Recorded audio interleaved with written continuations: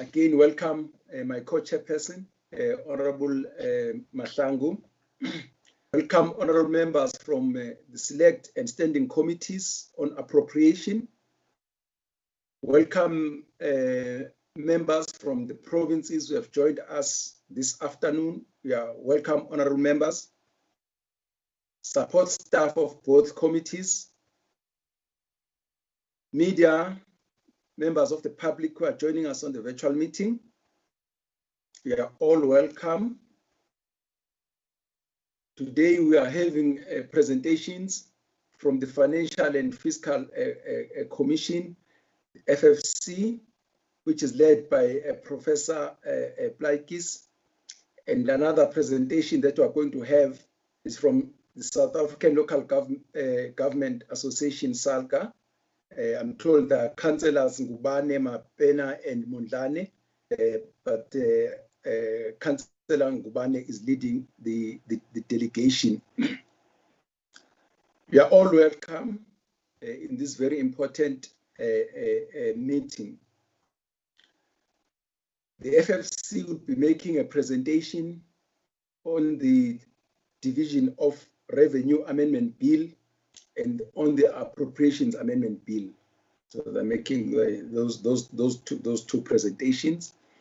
And then obviously we're also having Salga, who will be making a presentation on the Division of Revenue Amendment Bill.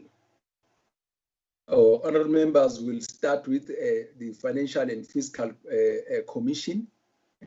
Obviously they are making two presentations. They will have 40 minutes, and then we'll be having Salga, who will give 20 minutes. If they need a little bit more, they will indicate.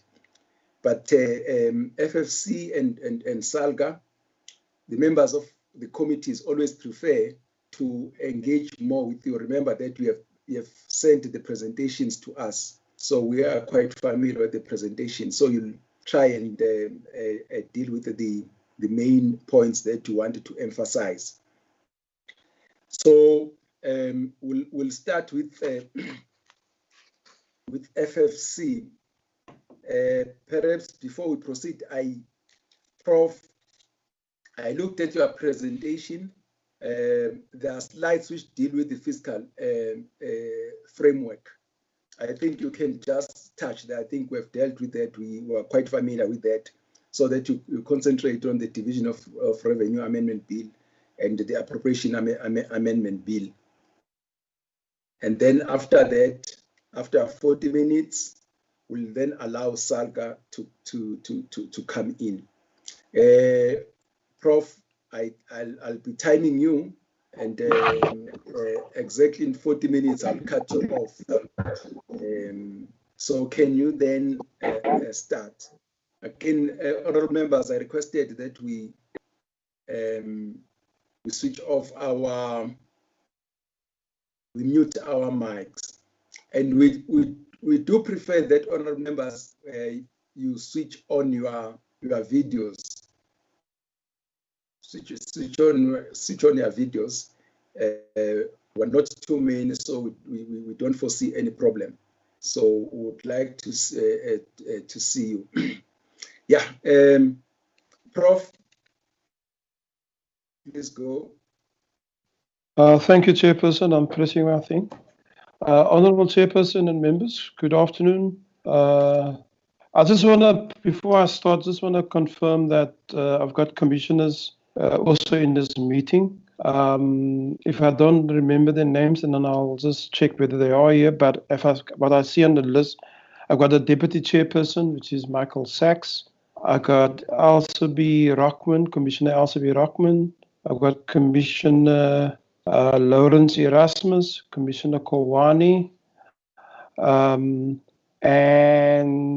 I'm strolling down the list. I don't see the other names, but if I miss them when they get a chance to respond to questions, they can just introduce themselves again, with your permission, Chairperson.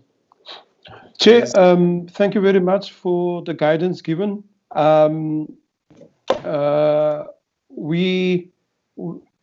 You've heard from us on the 1st and the 3rd of March, the 22nd of April, the 26th of May, the 10th of June, and also the 30th of June, together and separately as committees.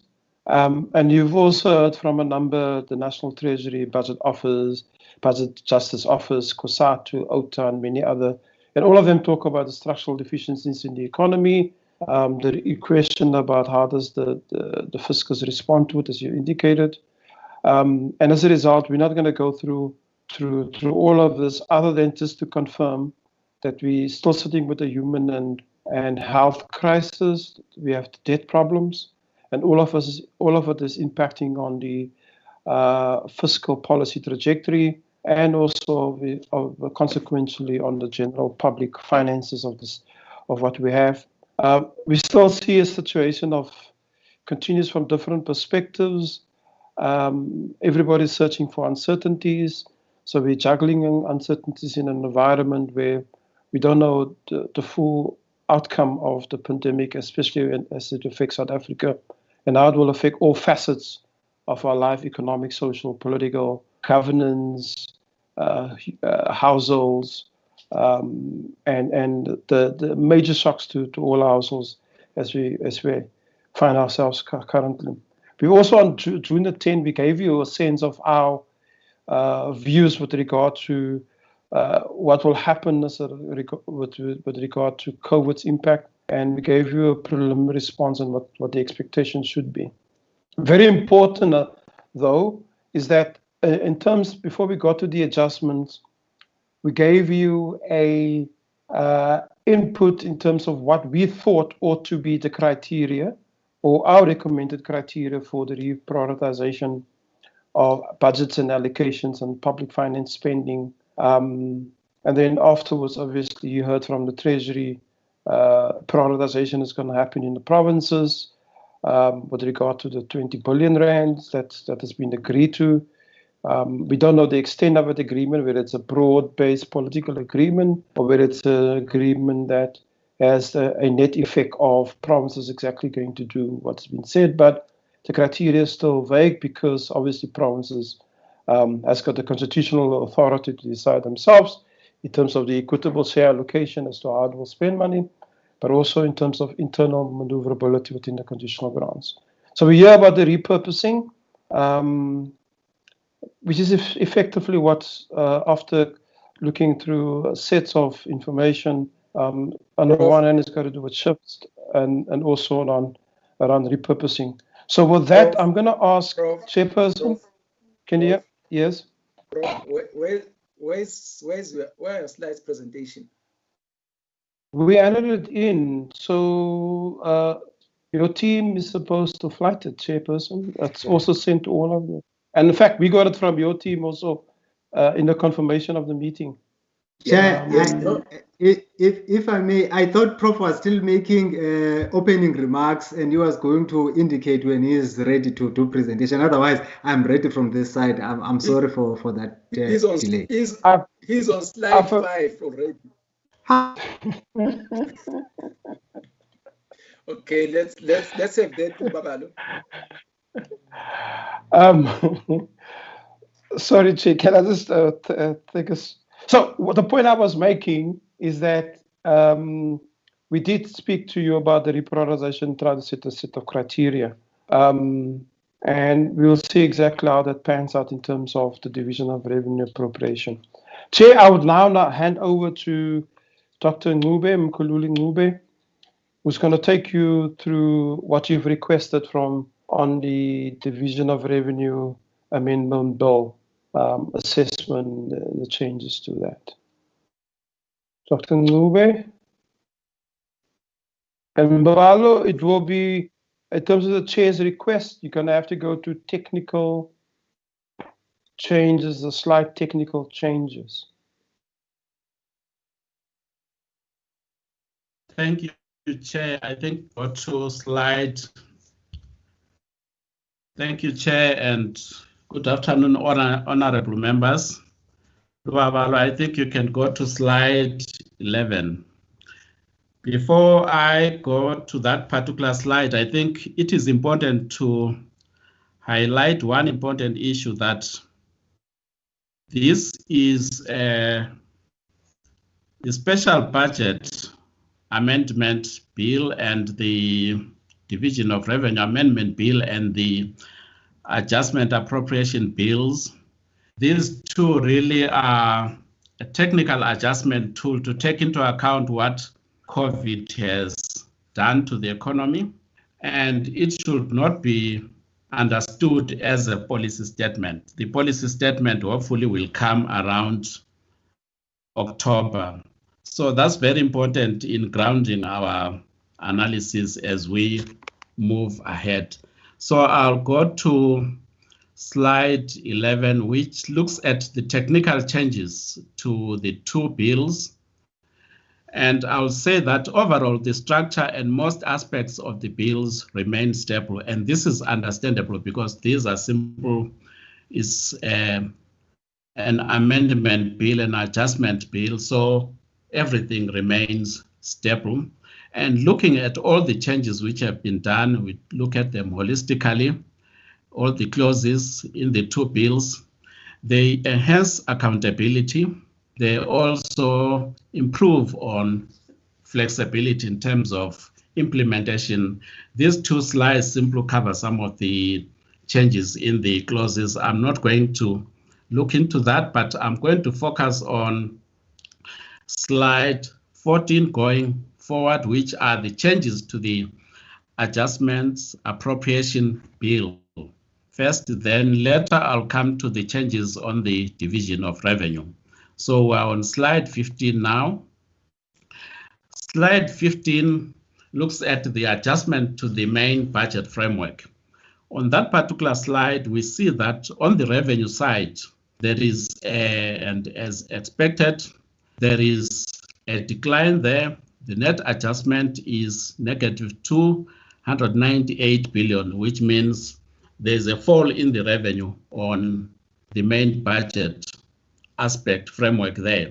Then we see that debt service cost, which we have been talking about, they increase from, if we look at in the 20 budget in February, it was debt service cost there in the middle of that table. They were around 4.2% of GDP, but they have gone up to 4.9% of GDP. So that's one of the fastest growing expenditure item we note there. And in absolute terms, it is increasing by about 7 billion. So that's a huge increase.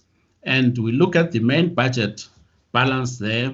It is set to widen from 6.8% of GDP to around 15% of GDP. In absolute terms, it is around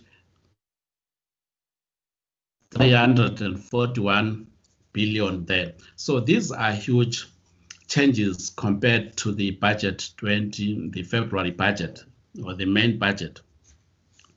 So in the Commission notes that during the time of the budget 20, which was in February, there were other promising revenue sources which were highlighted there, like taxing the digital economy and new environmental taxes and other reforms.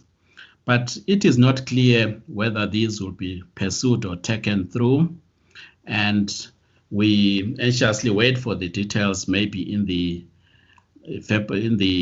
October budget, adjustment budget. So those are the changes in the main budget. We also looked at in the next slide, slide 15, the adjustment by economic classification. There it is important to look at transfers and subsidies. They go up by, in net terms, by 12 billion. And mainly this is to vulnerable households, the increase in social payments and transfers to local government, which we are going to look at in the Division of Revenue in detail. So the Commission supports these adjustments on the transfers and subsidies, as we know that the local government sector is really at the core face of this COVID pandemic. It is key to implementing some of the responses, and it is the face of government in the community. So it's important for these resources to go there. Then we also see the net increase in current payments there, including your compensation as well as additions to goods and services. This one, the net adjustment is about 1.8 billion, which really there is an increase in goods and services of 2.4 billion, but compensation to employees, public sector employees, declines by 591 million, and that's why the net there is 1.8 billion. I'll come back to the compensation of employees. On that one, the Commission notes that the February budget indicated the intention to cut the compensation of employees' budget, but the extent to which this will be achieved is still questionable. And the Commission would like to note that it is important that even when we are looking at economic growth, there is a need for some scenario analysis that if the negotiations on the wage bill or the compensation to public sector employees doesn't succeed, what will be the impact of that on the economy or on the growth which is being forecasted, or if it is accepted, what will be the impact of that? So there is need to factor in these two scenarios when we look at the impact of compensation to employees on economic growth. We look at the bottom is payments for financial assets. That goes to the land bank mainly. And we also note that the persistent financial assistance to ailing SOEs is diverting funds from critical areas of service delivery. And there's a need for really to stabilize SOEs, repurpose some of them, and rationalize SOEs. That is very, very urgent. Next slide, slide 17. We look at the adjustment by functional category. Then on that one, we'll see that the largest net increase is on social development, followed by peace and security cluster, as well as the health sector. So the Commission acknowledges the importance of these essential sectors. They are frontline workers in those particular sectors, and they are very, very essential in the response to the COVID pandemic. So the Commission supports that. And on the other side, the biggest reduction is to learning and culture, with a net decrease of about 13 billion. There are two things to note in this particular slide to emphasize. One, it is that the Commission is worried or worry of the extent of the health department adjustment, which is about 2.9 billion, whether it's adequate, because that particular sector is central to the fight against the COVID pandemic. And also whether the allocation towards economic recovery is actually sufficient. Those are the two concerns on that particular slide. Then we move to the next slide where we look at reprioritization by vote.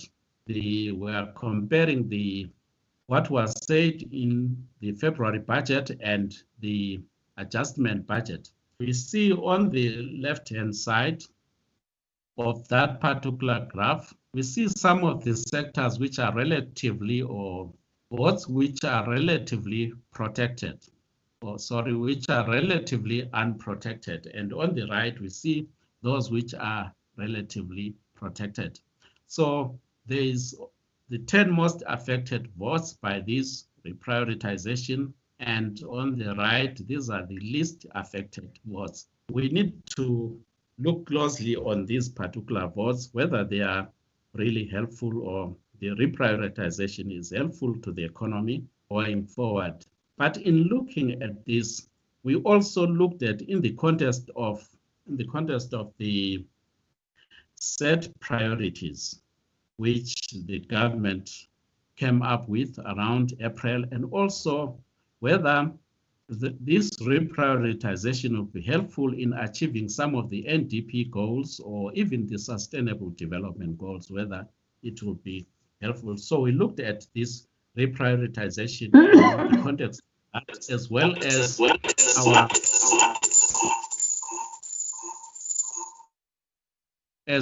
as our criteria which we came up with in our last presentations. So I'll go through some of these key votes one by one, but I'm not going to cover all of them. So we see the aggressive reprioritization from agriculture, trade and industry, science and innovation, tourism, women, youth, and persons with disabilities. So we note that in the long run, if these particular votes are affected, it may affect some of the priorities which were set by government, as well as our chances of achieving the national development planning goals, as well as the sustainable development goals. In the next slide, slide 19, I look at some of these votes. For example, agriculture, land reform, and rural development, it is set to decrease by 2.3 billion. That particular, the net effect will be a negative 2.3 billion. So this particular department losing this amount of money is also a challenge, because it is an important lever for growth, especially rural development, especially in terms of subsistence and supporting emerging farmers.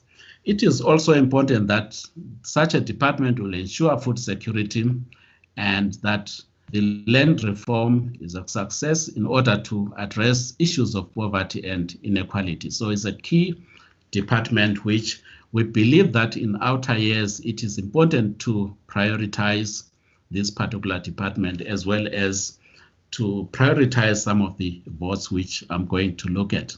Science and innovation, also it is going to face some reduction, but especially now during the COVID, it is also an important sphere or an important vote in terms of research, in terms of innovation, especially on equipment around the COVID pandemic. It is important for innovation to take place there, and also in terms of catalyzing research into the digital economy. So science and innovation cannot be relegated even to outer years. It is important that such a department or such a vote be, the funding to such a vote be improved. It is a primary driver to economic growth and a potential influencer to technological change. So it's important that there is more money going into that particular vote. Trade and industry is also a key in building a dynamic industrial base, as well as building a global competitive economy. Let me also mention the women, youth, and persons with disability.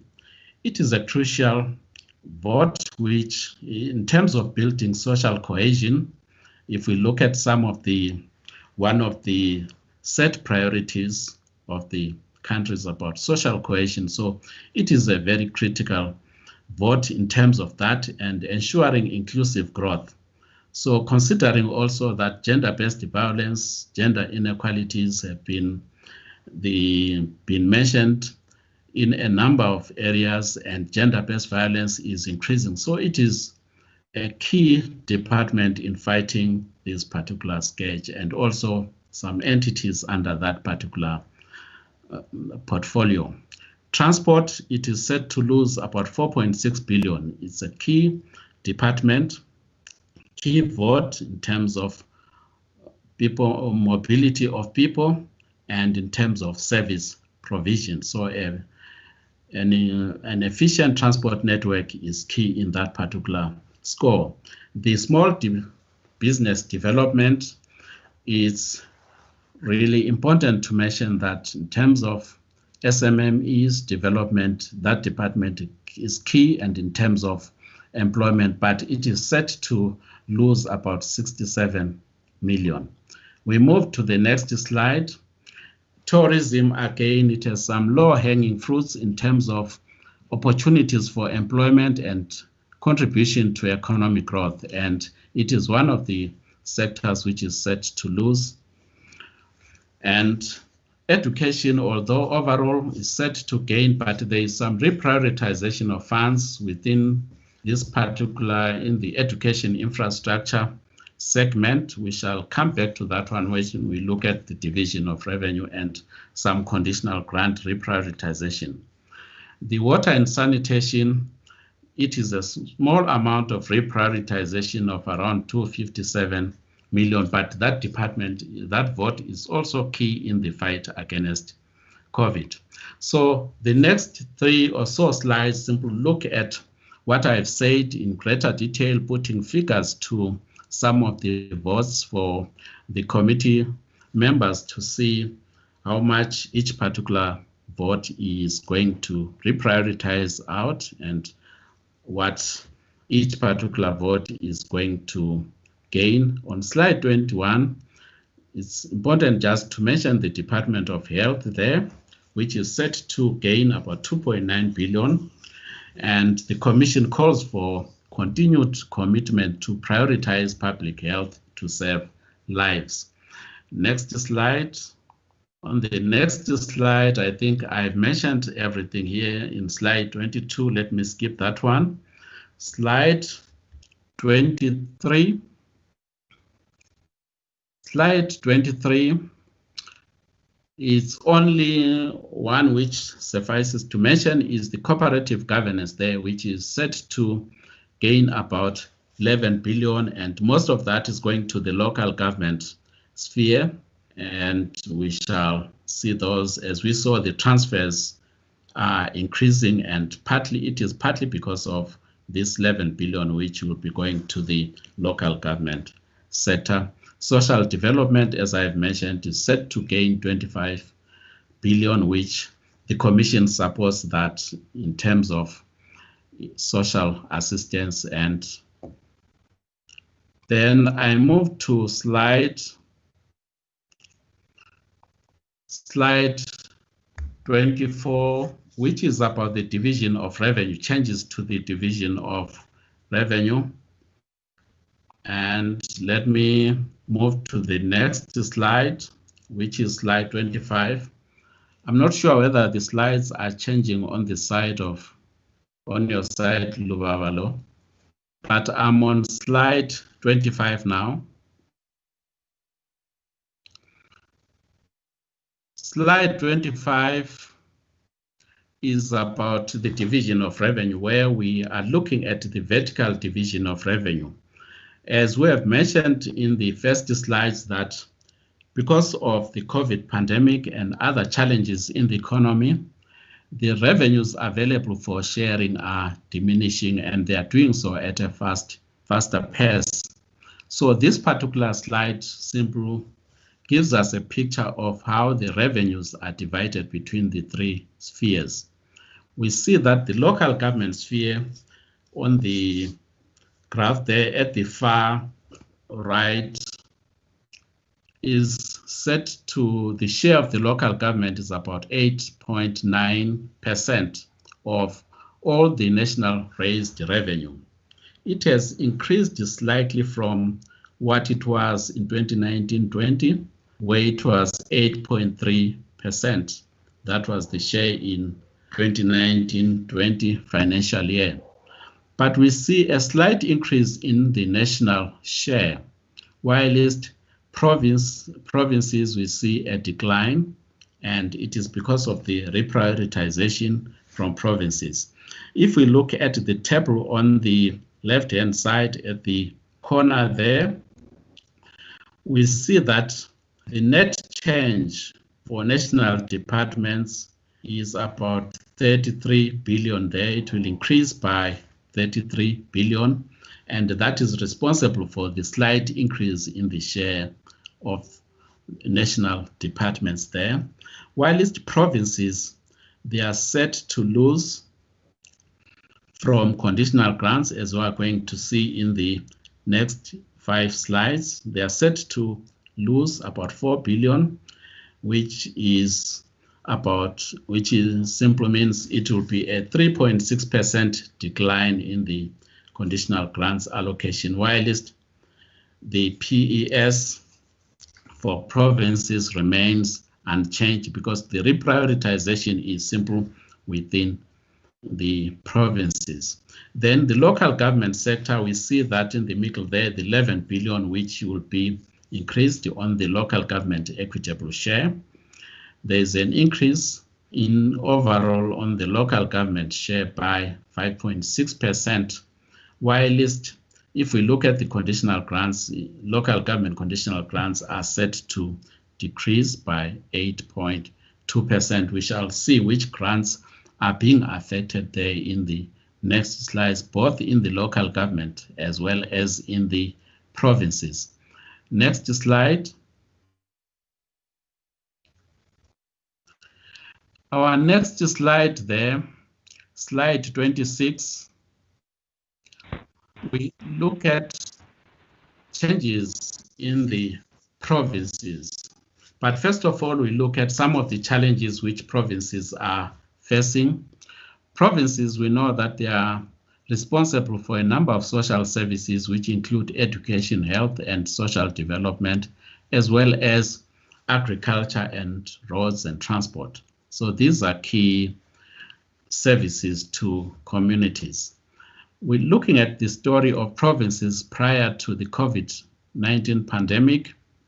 There were a number of challenges, especially in education, whereby access inequalities were very evident, especially from learners from poorer schools who continue to be disproportionately affected by a poor quality education system, quality access, and an environment which is not conducive for learning. If we look at some of the stories around sanitation, they are really evidence of that. So there were challenges there, as well as in the health. There were some structural and agriculture. Lack of adequate government support to facilitate production and market access was one of the issues. Especially support for small and emerging farmers to sustain their farming activities is one of the challenges faced by provinces. Roads and transport, the implementation and maintenance backlogs are very high, and there's low investment in that particular area. So those are some of the challenges which the provinces were facing, and the COVID pandemic simply amplified some of these challenges, and with the potential of delaying efforts at addressing some of these challenges, especially on inequalities, as I've mentioned, and the issue of mental rehabilitation of course. So it has the potential of delaying some of these things. Moving to then what is happening within the allocation in provinces, we move to slide 27 there. There is one critical issue to mention there around provinces is simply I'm on slide 27. Okay, it is simple. The criteria, as has been mentioned by Professor Blakis, of reprioritizing the 20 billion there. The reprioritization of that is shown in the graphs below, but what is not clear there is the criteria for reprioritization of these 20 billion, which in actual fact, it may result in unevenness in the service delivery across provinces. So that's the main challenge. So the Commission is arguing that in the absence of a uniform criteria, it is important for provinces to report.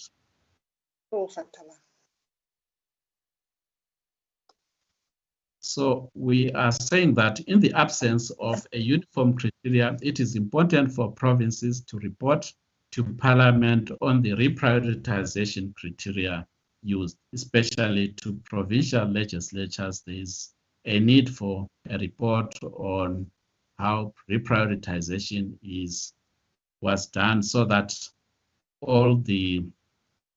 if there are any perverse effects of that reprioritization, they can be minimized early. So that's the important point of that particular slide. We move to slide 28, whereby we look at provincial transfers, the conditional grants. We see at the bottom there the changes in conditional grants allocation, the grants which were affected mainly by the reprioritization, the human settlement, the provincial roads maintenance, and the education infrastructure grant, which I have mentioned before. They are really affected by the reprioritization, but having indicated that some of these grants are very critical in what provinces are doing. Then we do the same thing in slide 29, where we amplify the picture, whereby we look at the percentage adjustments between budget, the February budget, and the adjusted budget for some of the grants. And we see that the changes are quite severe, especially if we look at the education infrastructure grant, which really may actually affect going forward the infrastructure delivery in the education sector, as well as the provincial roads maintenance, which may actually affect connectivity and mobility of people in the long run. The HIV, TB, malaria, and community outreach grant is gaining there, and we understand because of the COVID component which was introduced there. So that's what has been happening in the provinces. The next slide simply repeats what I have actually said in what is happening about these major provincial grants. The human settlement development grants, which we see it has been reduced there by a large margin. It's an important grant because it aims at establishing habitable, stable, and sustainable human settlements in which all citizens have access to social amenities. The education grant, infrastructure grant, is also a critical grant, as well as the NHI, as well as the provincial roads maintenance grant, but we see the reductions there.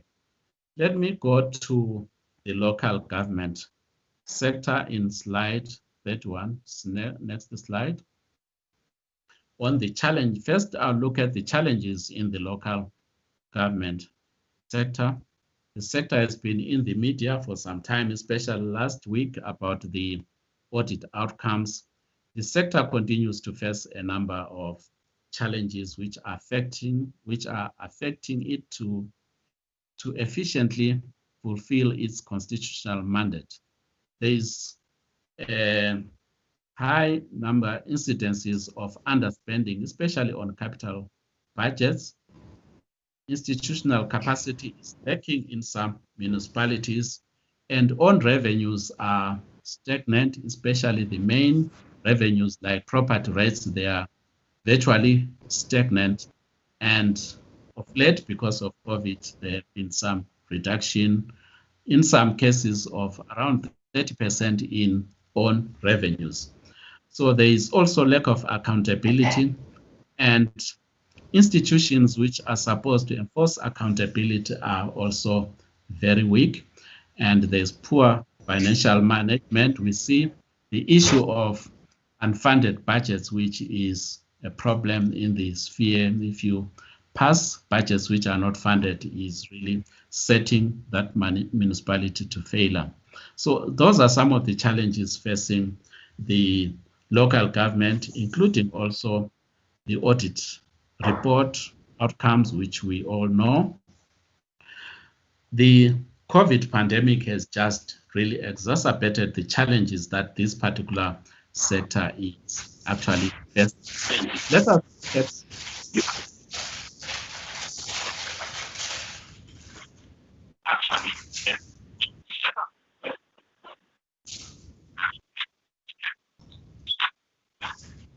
let me look at slide 32 on the local allocations. Sorry, Chair, some noise is coming somewhere. Chair, there's noise in the background. Yeah. Yes. It's hurting our ears. Ken is making noise. Honorable members, can I request that you mute your microphones, please? Please just check that you have got a cross on your microphone. Okay, thank you very much. Can I allow Mr. Ngube to continue? Thank you, sir. Let me continue. I'm on slide 32 now, where I'm looking at the local government allocation. We compare again the February budget versus the adjusted budget. Those are the allocations to the local government in real terms, how they've been growing over time. And the last bar, the bars there, 2 bars there, they help you compare what was said in the February budget as well as now. We see the effect of that 11 billion being reflected there. Then moving to the next slide, which is very important to us, is slide 33. There is something important to emphasize there in slide 33. If you look at the president announced an additional allocation of 20 billion to local government, and the adjusted budget provides for only 11 billion of additional funds, while the remaining is secured through reprioritization or repurposing funds within various local government grants. And if we look at the 11 billion, which is distributed across all the municipalities through the community service component of the local government equitable share. So basically, it is allocated through the local government equitable share. And we have some questions on that one, which I'm going to highlight. In terms of growth rates, if we look at this adjustment, the local government equitable share from what was said in February as well, comparing it with what was said recently on the 24th of June, the adjustment budget, we see that rural municipalities and small towns recorded the highest growth from the adjustment, 19%, then the metros receive the lowest there. And also we had to calculate the allocation of this 11 billion per households to see where exactly it is going. We see that it is going to look at that part. Yes. This is Buteles here, so that I don't take you by surprise. You've got 5 minutes to finish your presentation. Okay, almost. Okay, I'll try and finish.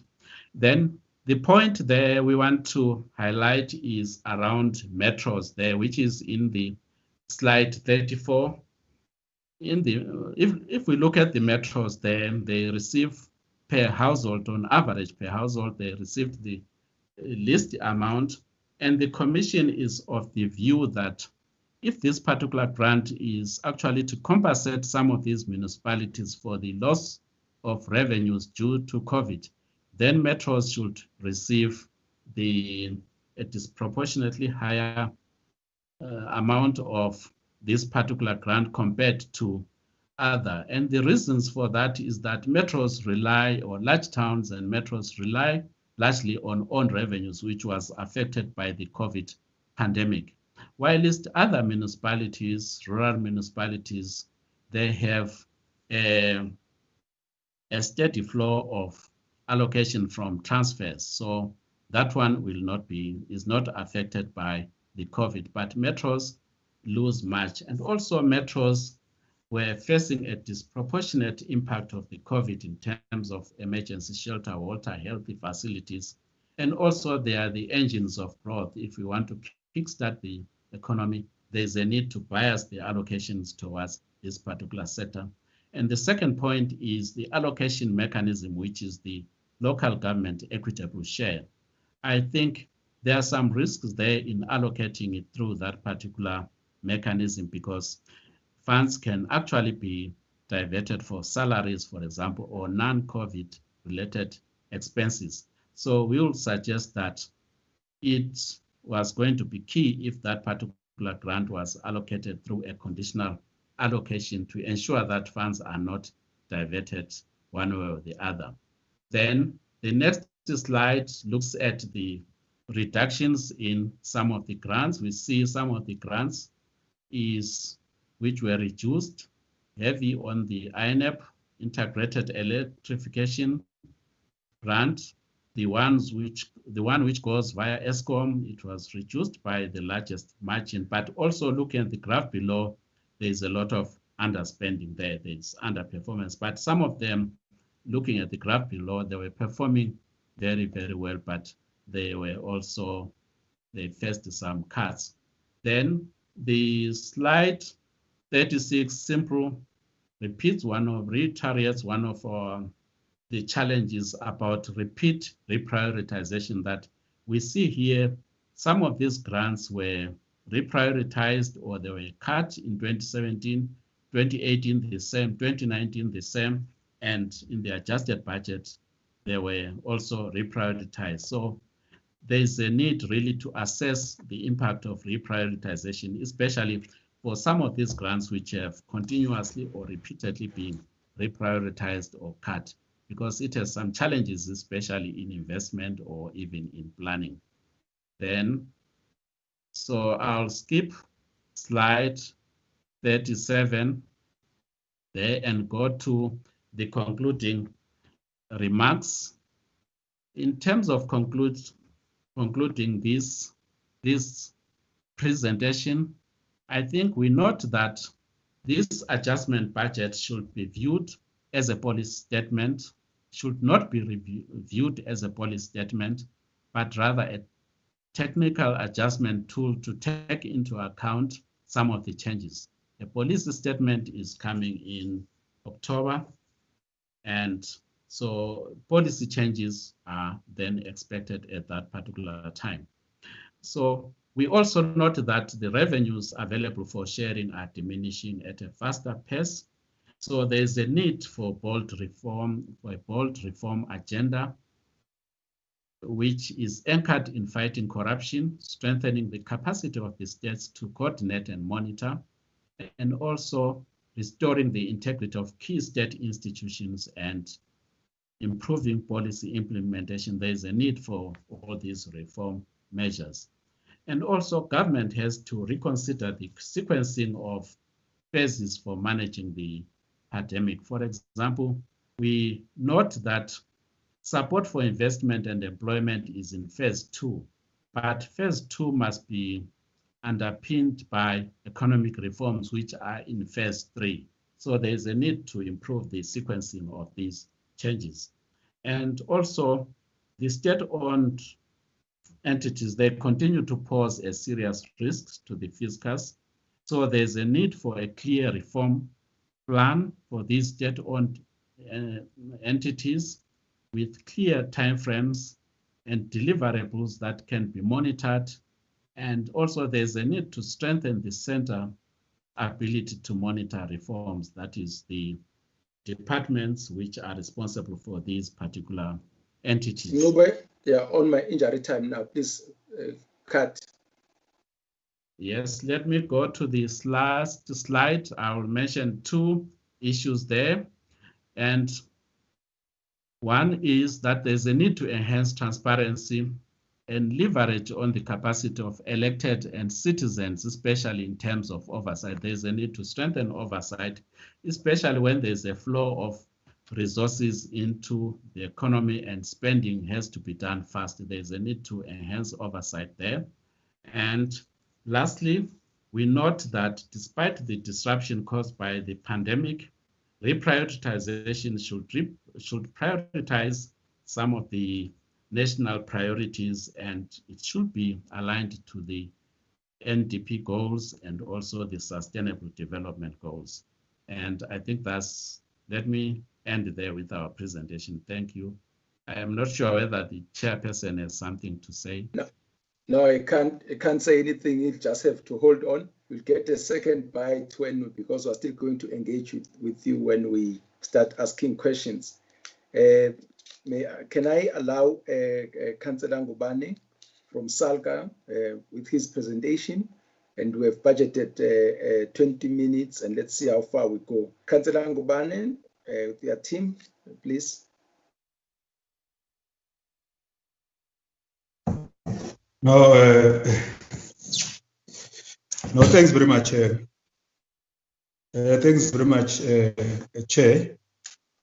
I would like to extend warm greetings on behalf of the Salga National Executive Committee, to yourselves, Honorable Mr. Estelezi of Standing Committee, and all members of the Standing Committee.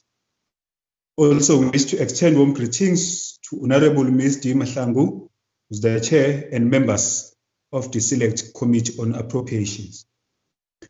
Firstly, I would like to introduce the team that is representing Salga. It's myself, I'm Councillor Thami Ngubane. I'm also with Councillor Mapena and also Councillor Mondlana. We're also accompanied by the Municipal Finance Director, Ms. Khomotso Letsatsi, who will be the one who will be doing the presentation. Probably I will make my remarks just to underline some of the issues that at a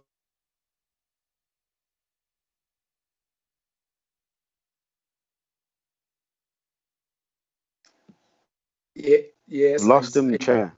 We've lost him. Yes. Yeah, I can see that. Please, from Salga, political level, we feel we don't have, because we don't have. Yes, I'm back. Okay. Yes, okay. I'm saying because we don't have much time, I will allow the presentation to be presented by Ms. Khomotso Letsatsi. Then I will come at the end just to highlight some few political issues. Thanks very much. Thanks, Movu. Babalo, yes. Can you flag the presentation?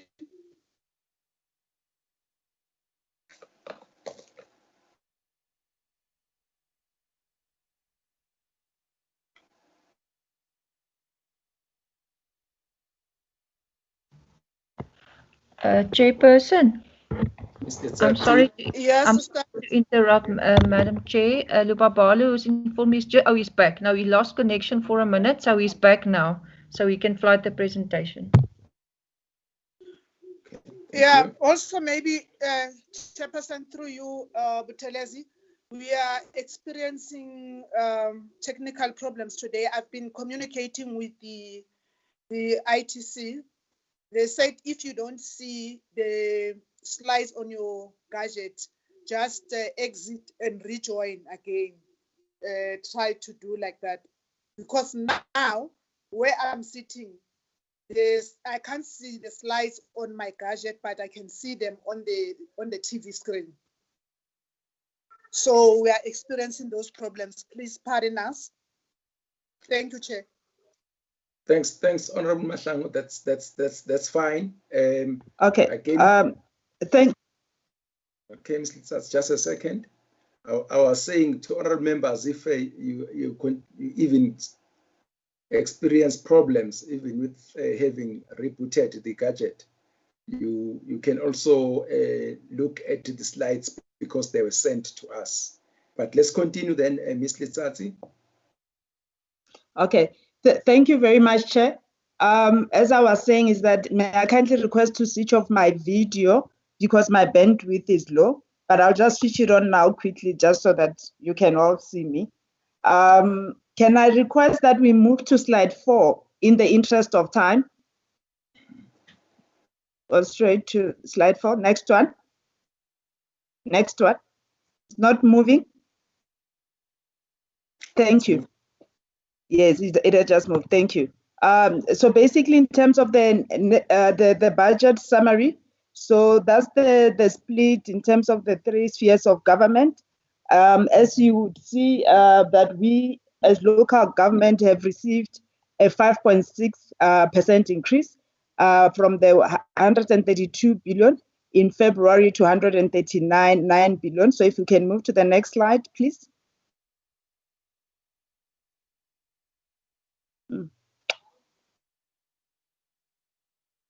So it's moving very slow. So thank you very much. So on the, no, it hasn't moved on my side. So what I'll do is that I will just go through the presentation from my side, and then I'll just indicate which slide I'm basically on, because it's moving very slow on my side, and I don't have too many slides. So now I'm basically on slide 5. So basically, in terms of this slide, we actually acknowledging the increase of 5.3%. We recognize that local governments play a role in response of challenges brought about by COVID-19. As a result, an additional 11 billion has been allocated. But however, would like to submit that our understanding as local government and our position is that based on the announcement that the president made, the additional allocation, we're expecting 20 billion. However, National Treasury, when they undertook the consultation process with local government, indicated that actually additional amount is only 11 billion instead of 20 billion, and they let 9 billion would actually come out of repurposing conditional grants, which comes with its own challenges, and considering the fact that already local government is underfunded, and also the fact that there will be an impact in terms of some of the infrastructure projects that were basically planned. So if we move to slide number 6, so basically as organized local government, we acknowledge that additional 7 billion, basically as we indicated, and basically the leadership of local government recently at the sitting, a special NEC of 18 June, amongst others, have taken resolution to intensify extracting accountability from the members of the municipality, as FFC has basically indicated that we've heard the audit report that has been issued, and the outcome is basically not pleasing at all, and the situation has deteriorated over years. And we've actually engaged with the different spheres of government, including National Treasury and COGTA, to basically use the existing levers provided for within the legislation to extract accountability and follow through, especially on the repeat findings. And already letters have been issued to mayors and accounting officers in that particular regard. However, we also like to indicate that as a result of COVID-19, and also considering that just from a revenue collection point of view, local government came from a low base. If you look at the 181 billion, that's basically sitting in the debtors book, where consumers are basically consuming the municipal services, but actually not paying for those in time, affecting the ability of local government to actually honor their obligations in terms of creditors. And over and above that, we've actually seen that revenue under recovery actually goes to even up to 60%, as opposed to the 30% that is being reported by National Treasury and FFC. The 30% we see in metros, but in other lower tier municipalities, it goes as high as basically 60%, which is actually a concern for us from a financial sustainability point of view, and just the ability of local government to honor the constitutional mandate in terms of providing services to the communities. In terms of next slide, which is slide 7, basically we're just sharing some of the numbers that have basically been reported to us, and you basically see that it's very differentiated across the sector, and in certain instances it even goes over 60%. In terms of the next slide, so further to our submission, really, I mean, there's also an issue around the electricity distribution, where we've also seen that in situations where municipalities are actually not supplying electricity to their customers, basically do not have the credit control instrument. So there's a positive correlation between the municipalities that basically supply electricity directly to their customers and their ability to actually collect revenue. So in those areas where municipalities are not supplying, is basically done by ESCOM. The collection levels are basically very, very low. So just to highlight that particular fact in terms of looking at the revenue protection of local government, and also the ability for local government to be resilient under the current operating environment as a result of COVID-19. So further, the usage of fiscal framework to restart economy requires all spheres of government to basically accelerate spending in that particular regard. So if we go to slide 9, also we observe the suspension of conditional grants, and we list the grants that have been affected. And our view and our submission is that the suspension will result in massive delays in project and will have serious shortfalls in the future. And also considering that already that we're moving from a low base from an infrastructure point of view, and this will require massive reprioritization going forward. And especially that the time was initially, in terms of the impact around COVID-19, was underestimated. So our view is that given the uncertainty in terms of how long it would probably take us to actually deal with the aftermath of COVID-19, it's an area that we're actually observing for local government in terms of the possible financial risks that are basically coming through. So if we go to slide 10, in terms of the multi-year wage settlement as well, there has been a discussion and a submission that was basically made by National Treasury in terms of the local government to basically defer the increases in terms of the multi-year agreement around salary increases. So that engagement is basically continuing with the unions. And I think the unions are basically will make their submission by end of business day tomorrow. In terms of the financial viability of the municipality, so we note the fact that the AG has cited 73 municipalities that are being and on the ability to continue as a going concern. We also note the fact that given the current challenging operating environment for municipalities, there will likely be an increase in financially distressed municipalities. And already the AG, just based on the 2018-19, has cited 14 municipalities as being technically insolvent.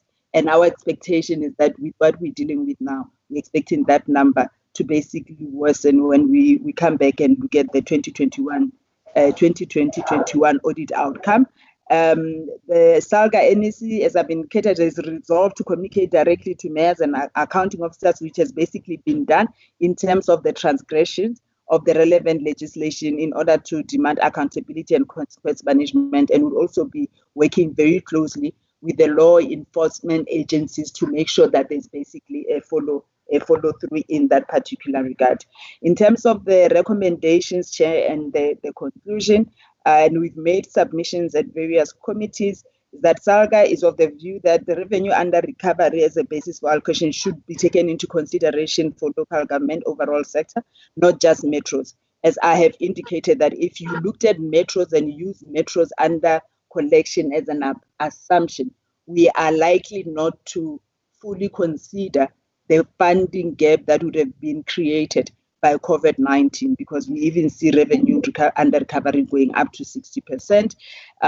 So an urgent review of the fiscal reform will definitely be required, especially that the original assumptions that were taken into consideration around the white paper on local government, where the assumption was that local government should be able to generate 90% of revenue and deliver services on those bases. But if you look at the debtors book, where we're sitting around 181 billion, you look at the finding by the AG that probably even 70% of the invoices that have been issued by local government would not be recoverable. So as a result of that, empirical evidence that we have 26 years later is definitely motivation enough to actually relook at those assumptions. The local government equitable share formula to portray realistic cost of delivering services. This is particularly important, and we appreciate that we actually find ourselves as government as a whole in a very tight corner where the fiscal purse is basically diminishing, and at the same time, the demand for services is actually increasing. So it's basically being creative around how do we then continue to empower local government to deliver and honor the constitutional mandate in a very difficult operating environment. The upcoming October 2020 adjustment budget must consider the impact of real reduction in municipal revenue in its entirety and not just focus on the under recovery by metros. And in terms of the 13th of March, the Standing Committee on Select Committee of Finance and Appropriation, we also made the submission around that. It should be acknowledged that while amounts of transfers to local government have been growing, they come from a very low base and they're nowhere close to basically what is required. There's a need for a radical review of the proportions of allocations to the 3 spheres of government. Chairs, we indicated that local government only gets 8.9% of national transfers.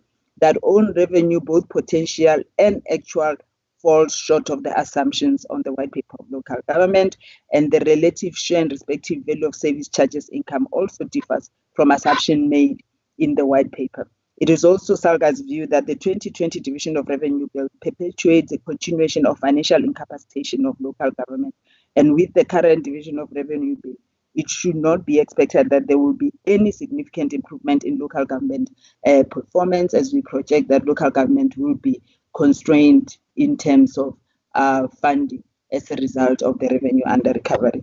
Chair, that's the submission from Salga. Thank you. Thank you so much. Mbo, do you have, and other councillors, do you have something you would like to add? Councillor Ngubane and other councillors, do you have something to add?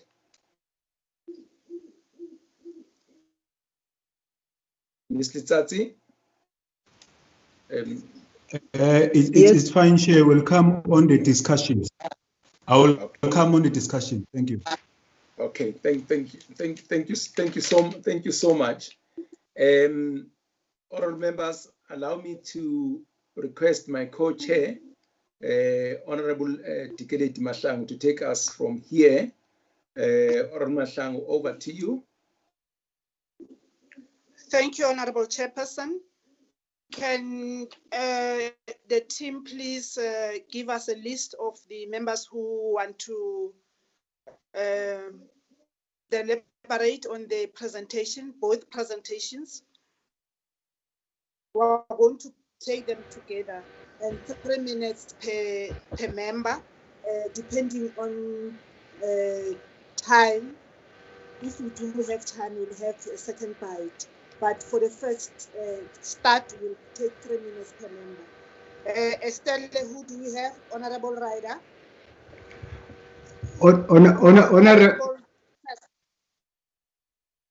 Honourable Peters. No screaming, please use the icon, the chat icon. Honourable Peters, and then Honourable Matafa. Honourable Chair, Dennis Joseph.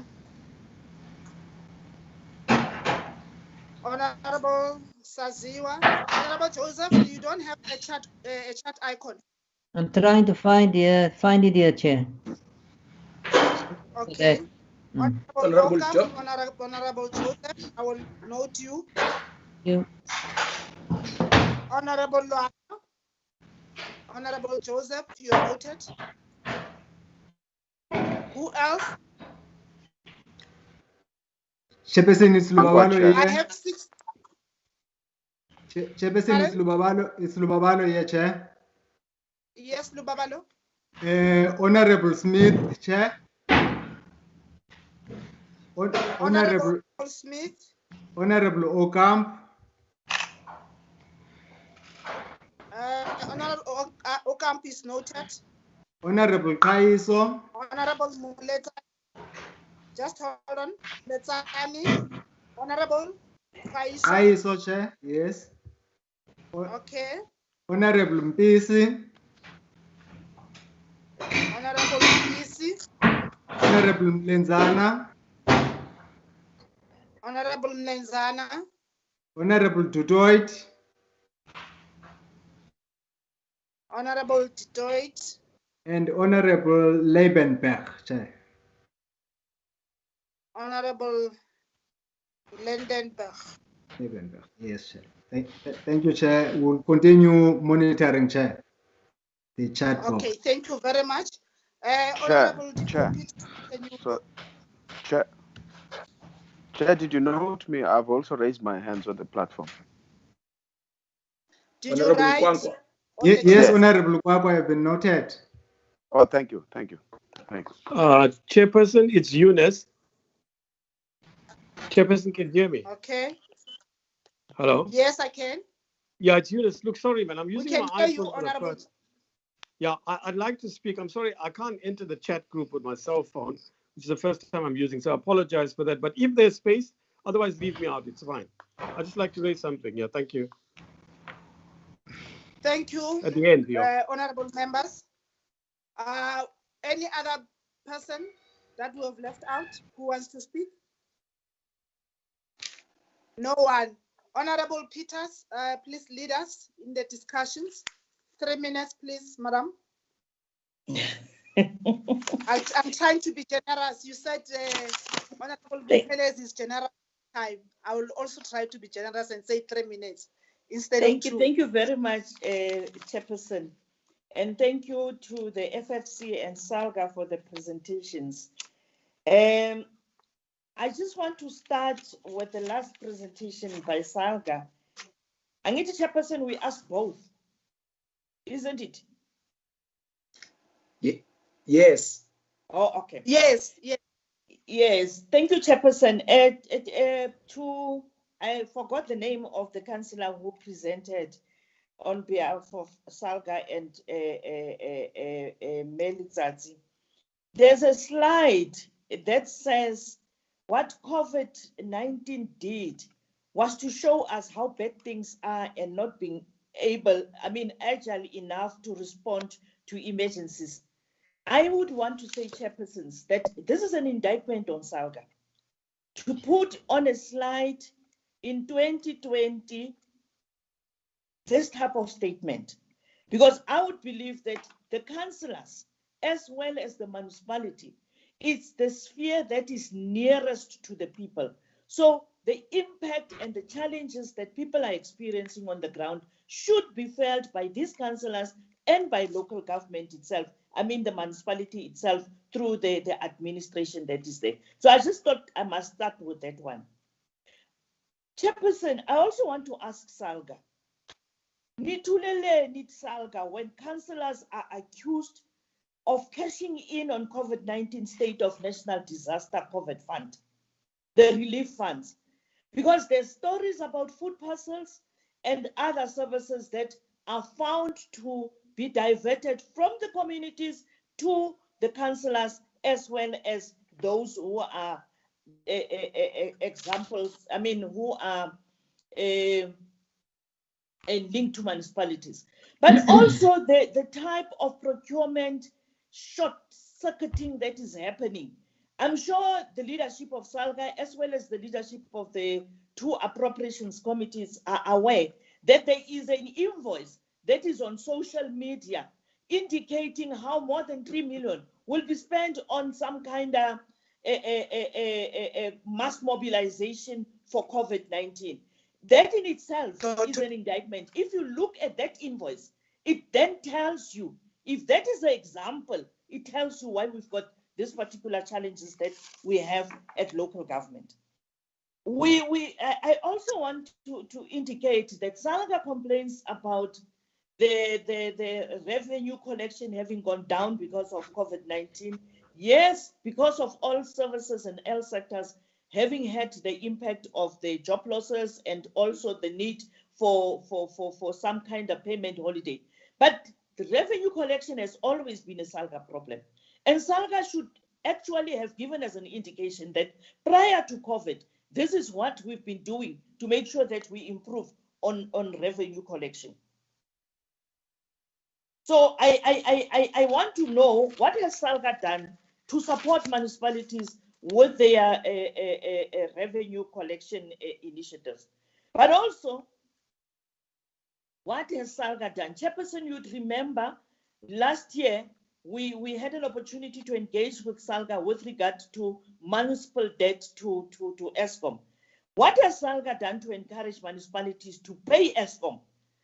I want to upfront applaud Ekurhuleni for having been singled out as that municipality that is paying ESCOM. In the previous years, the Polokwane was also in the list. So it means that at least Polokwane and Ekurhuleni are doing something positive, which means other municipalities can also follow suit, because it is important that they start paying for these services. We can sit here and complain about the reduction and the reprioritization of funds, but the funds that are being given and has been given over the years, how has they been utilized? The other challenge, Chairperson, COVID-19 has revealed that between DSD and Salga, there is a challenge in terms of support or services to the homeless. The problems that we have seen and being experienced by the homeless during this period has actually elevated the fact that the most vulnerable of society have been left to their whims and are not being taken care of. Chairperson, coming to the FFC, FFC says that there needs to be some reforms that government implements. I just want to know from FFC if they can give us those particular type of direct reforms, especially taking into consideration the structural measures that has been taken by government to strengthen SOEs. For example, the president's SOE Council, which has been established. We still have to get to know how it is functioning. There is ESCOM with its chief restructuring officer, and now PRASA has got an administrator. So it is important for us to know whether this particular type of reforms, interventions are not starting to bear fruit. But also, there's a slide 15 where you talk about government realizing a primary surplus in 3 years. I just want to know, is it possible taking into consideration the global and domestic fiscal environments? And just also, a bit, Honorable Elizabeth, you are now on penalties. Okay, the last one. Yeah. I think I won't cover the others. In view of the FFC's experience and observations with working with these committees of the NCOP and Parliament, has Parliament and the legislatures been effective in playing their oversight role to realize consequence management? We always talk about consequence management, even as these committees, but have we been able to emphasize and get the desired results in terms of our own input as Parliament with our oversight responsibilities? But also, lastly, Chairperson, are there countries who have successfully implemented zero-based budgeting, and what were the best practices? That is the FFC able to give South Africa the best practice principles that we can learn from? And what is it that you are suggesting that it should be the do's and don'ts with zero-based budgeting? Thank you, Chairperson. I can see the dry smile on Chairperson Buthelez's smile that is cutting me off. Thank you, Honorable Elizabeth. Honorable Matafa. Thank you very much, Chair. Good afternoon to all the members and guests. Chair, let me join Comrade Peters in welcoming the presentation. And I would also want to appreciate the manner in which both presentations have been presented. By referring to previous engagements between us, FFC and Salga, it shows that between us there is an ongoing conversation, and that is highly welcome, because we'll be able to detect and measure the kind of impact that these engagements have. Chair, maybe the first one is just to underscore from the presentation from Salga what Honorable Peters has raised with regards to accountability. She mentions an invoice of 3 million. There is another indication from the AG of a cost of 21.7 million, which a municipality in the Free State had spent for a sports complex.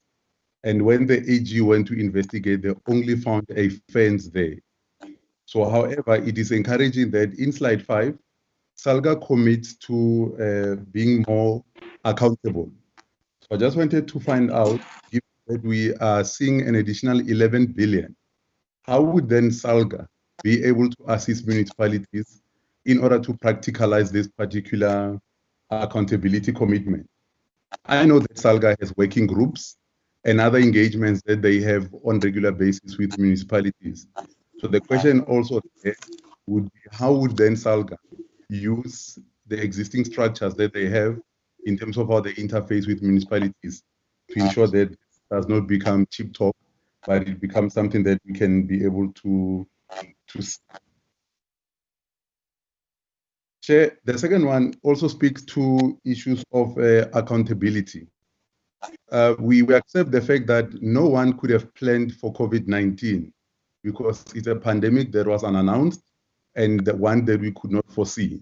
And we know that most of the spending from municipalities happened as a way of emergencies through deviations. I just want to test from Salga, what is their view in terms of municipalities correcting this particular spending? Are they seeing tenders? Are they seeing measures that are aligned with supply chain management policies in terms of acquiring those ongoing needs that are also linked to COVID-19? Because I'm sure that water and sanitation will be something that will be required to be provided for a longer period. So it cannot be procured on an emergency endlessly. The last one from Salga Chair speaks to the revenue reduction. Most municipalities are presenting budgets. Does Salga have a view that the budgets that are being presented by municipalities are responsive to this particular reality? And what would the impact be in terms of overall infrastructure provision as well as service delivered to those affected municipalities? On the FFC Chair, I just have one question. In terms of the financial pressures that municipalities have, does the FFC have a view in terms of which municipalities should we as the oversight arm of government should focus on with in terms of assisting them to be able to come back to the good books in terms of their financial standing as well as oversight, given the issues that I've already raised reflecting on the Salga presentation? For now, Chairperson, I will pause there. I appreciate the opportunity to engage. Thank you very much. Thank you, Honorable Matafa. At least you have used your injury time. Honorable Saziwa. Honorable Thank Saziwa. you. Thank you, Honorable Co-Chairs, Honorable Digelete and Honorable Butelesi. I apologize for linking late. I had some challenges of linking in.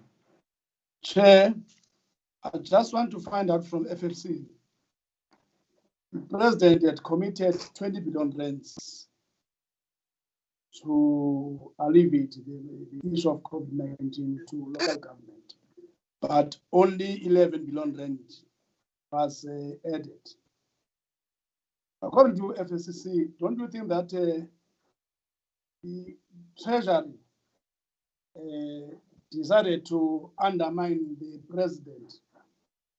The President talked about additional 20 billion rands. Now, who's fooling who in this instance?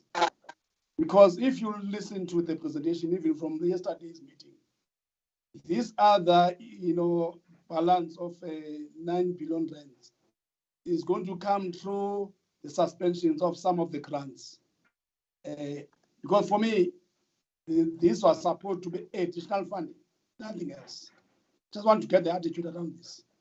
Two, Chair, on the 12.6 billion rands on the conditional grants to be suspended. Just want to find out, Chair, are these suspensions affecting all the 257 municipalities, irrespective of their performance in these grants? 2, if it is so, what is the logic of these suspensions to municipalities that have performed so well? Because in my view, they're supposed to be a characteristic approach. Those that have not managed to, for instance, yesterday we were told that the city of Cape Town lost this road infrastructure grant because they could not, spend. Why is it a blanket approach? Last question. Does Treasury, in collaboration with Salga, assess capacity of each municipality to spend before such grants get dispersed? Thank you, Honorable Chair. Thank you very much. You have a minute left, or I'll consider you if there's a second bite. You are the first to be considered. Honorable Ocamp, Valley. Thank you, Chair, for your generosity. Thank you, Chair. Thank you, Chair. Chair, I'm going to focus on the FFC's presentation, and I want to thank them for a presentation well presented to us. I agree with the fact that they say that state-owned enterprises pose a serious risk to our fiscus. We fully agree with that, and we all know that. On page 16 of their presentation, they say that the SOE money that they receive are diverting funds from service delivery. And that is something that we as the Democratic Alliance has said for quite a long time. The fact that we are pumping money into state-owned enterprises will lead to money being taken away from the people on ground level, and it will be the poorest of the poor that will be it will have an effect on. We also agree that the reforms to state-owned enterprises are long overdue. We need to put, if we look at state-owned enterprises, we need to put emphasis on the fact that it must be reformed as soon as possible. On page 15, it says that the debt service cost increased by 7 billion rand. Now let's just stand still at that for a moment. That means that the cost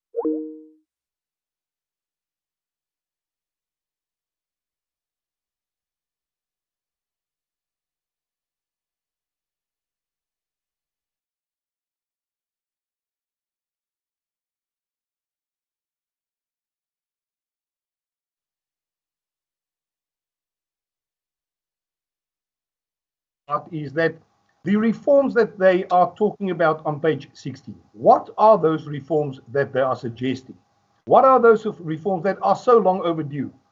With regards to page 18, it says that agriculture receives 2.3 billion rand less, trade and industry 1.7 billion rand less. I just think it's important for us to realize that we need to focus on the sectors of our economy that can stimulate growth.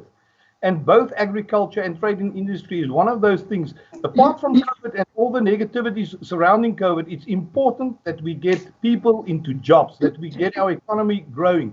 And my question is just on that regard, don't they think that it would be more feasible for our economy to put emphasis on those items that can create growth, and create job security, and create an income for our people? Thank you very much. Thank you, Honorable Ocamp. 30 seconds left for you. You might be considered as well. Honorable Luana.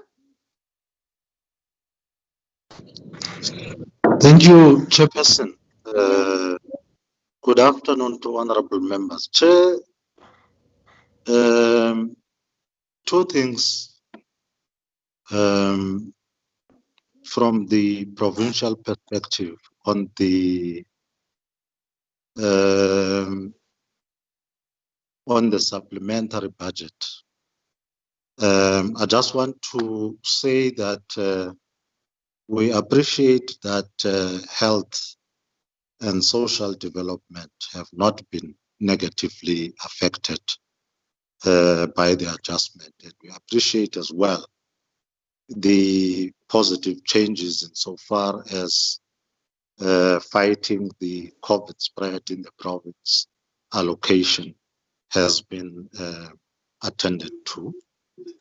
The area of local government, insofar as Salga is concerned, I agree fully with Honorable Peters, the matters she raised. I wouldn't repeat. But again, I'm so sympathetic insofar as the suspension of the of conditional grants amounting to 10.8 billion rands to the municipalities. To me, that suggests postponement of livelihoods, Chairperson.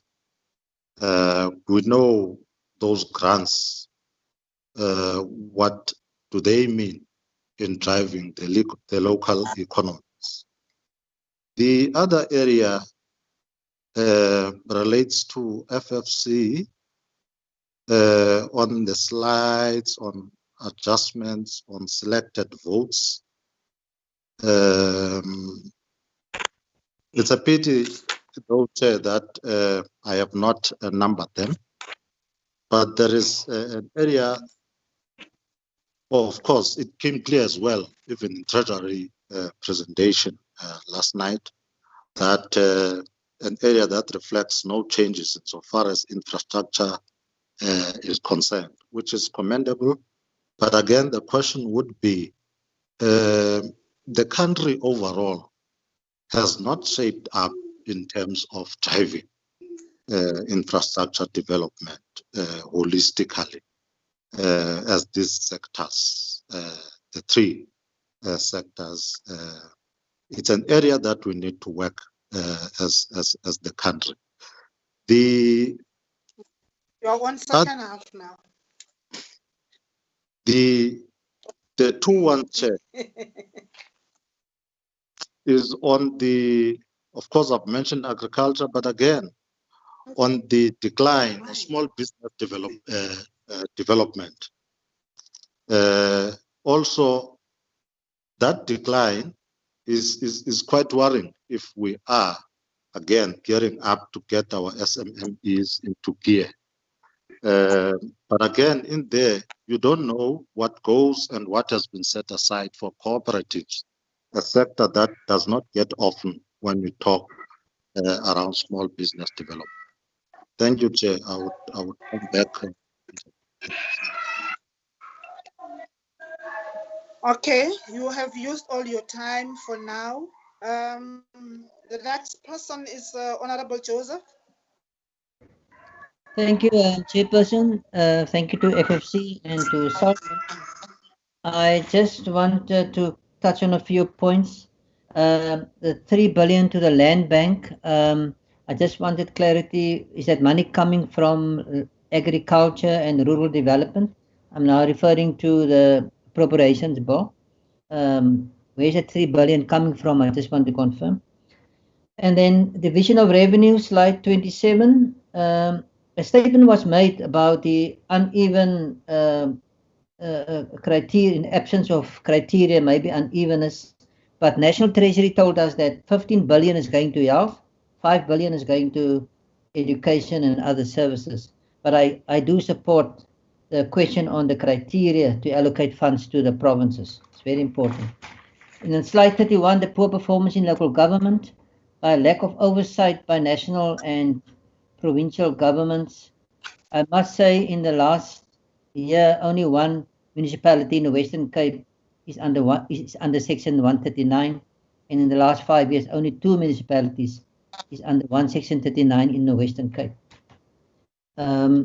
I want to just end off by saying I support slide 35. I support FFC that the grants must be conditional. COVID-19 grants must be conditional, and the reporting systems must be specific, as National Treasury said, to keep accountability. And then my last point is about Salga, Chairperson.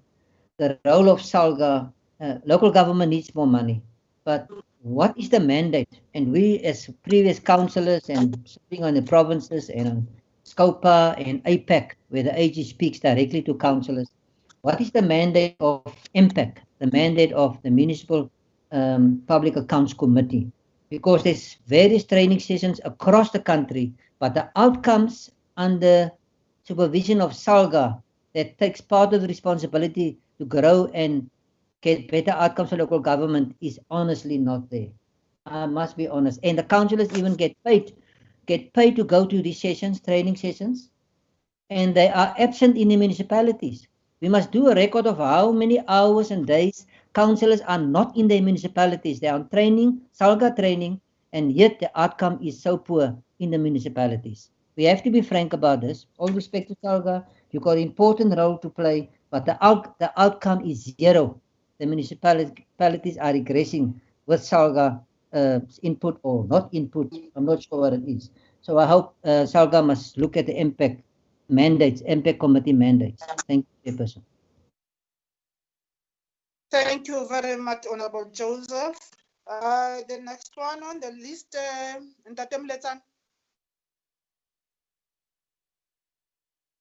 Honorable Mletani. Thank you, Chairperson. Thank you, Chairperson. Both presentations are noted. My question will go to Salga Chair. It is important for Salga to understand that it's not only about injecting resources into municipalities, but also about strengthening the fraud prevention, compliance, and accountability. Issues like that one of OR Tambo District Municipality, whereby 3 million was misused, and other issues and other cases related to similar to that one. They leave much to be desired. Hence, that having noted that the Salga has resolved to communicate directly with the mayors and the accounting officers. Does Salga believes that an independent investigation is needed to deal with such cases, either through HOX or SIU, so that there are clear consequence management and government can then be able to recoup such misappropriated funds? Thank you, Chairperson. Thank you. The next one on the list is Honorable Ryder. Honorable members, can you please leave your cameras on as you speak? Thank you. Honorable Ryder.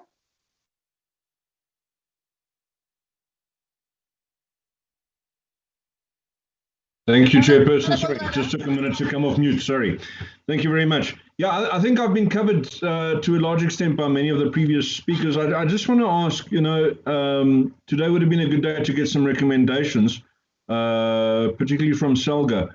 And I think the comment was made that the allocation of the 200 billion additional funding for local municipalities, the criteria or the method of allocation certainly hasn't been made known.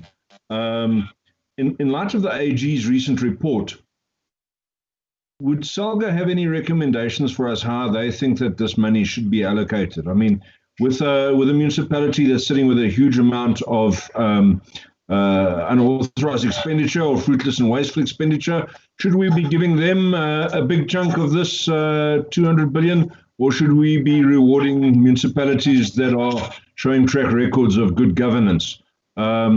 Then let them use that money effectively in helping people. Then just maybe a comment. I think the FFC needs to be congratulated again on a good presentation, very informative, and will help us tremendously in getting to an end point where we can debate this budget adjustment effectively. Thank you very much, Chair. Thank you very much. Honorable Smith, you're next. Honorable Smith.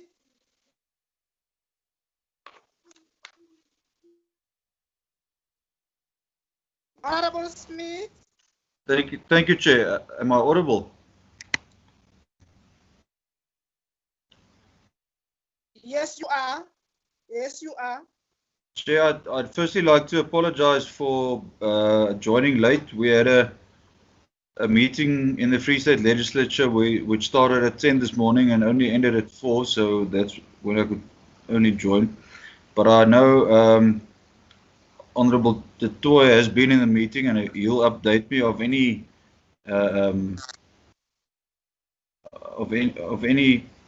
changes that have been made. But I've looked at the presentations. We've received it before the time. They are very good presentations, and I'd like to appreciate the work that has been done in these presentations. And yes, I will be here for the rest of the meeting. Thank you, Chair. Thank you, Honourable Smith. Kaiso, Whip.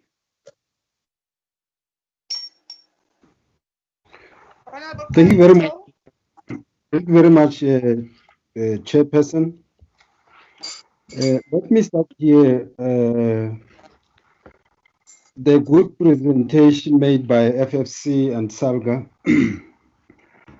On FFC, I think the presentation does acknowledge that there is a need for a support of state-owned enterprise, and that support would enhance the developmental state, because it's very crucial that in order for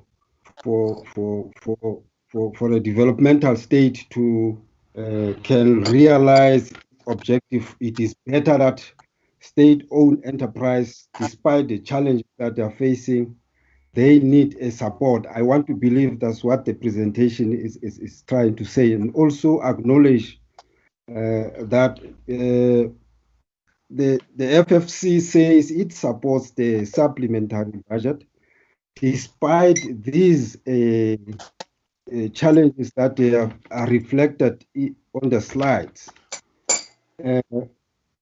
So I just want to get this one first as one of the challenges that they have identified, is that there is a proposal or a concern raised by FFC in terms of the government deficit.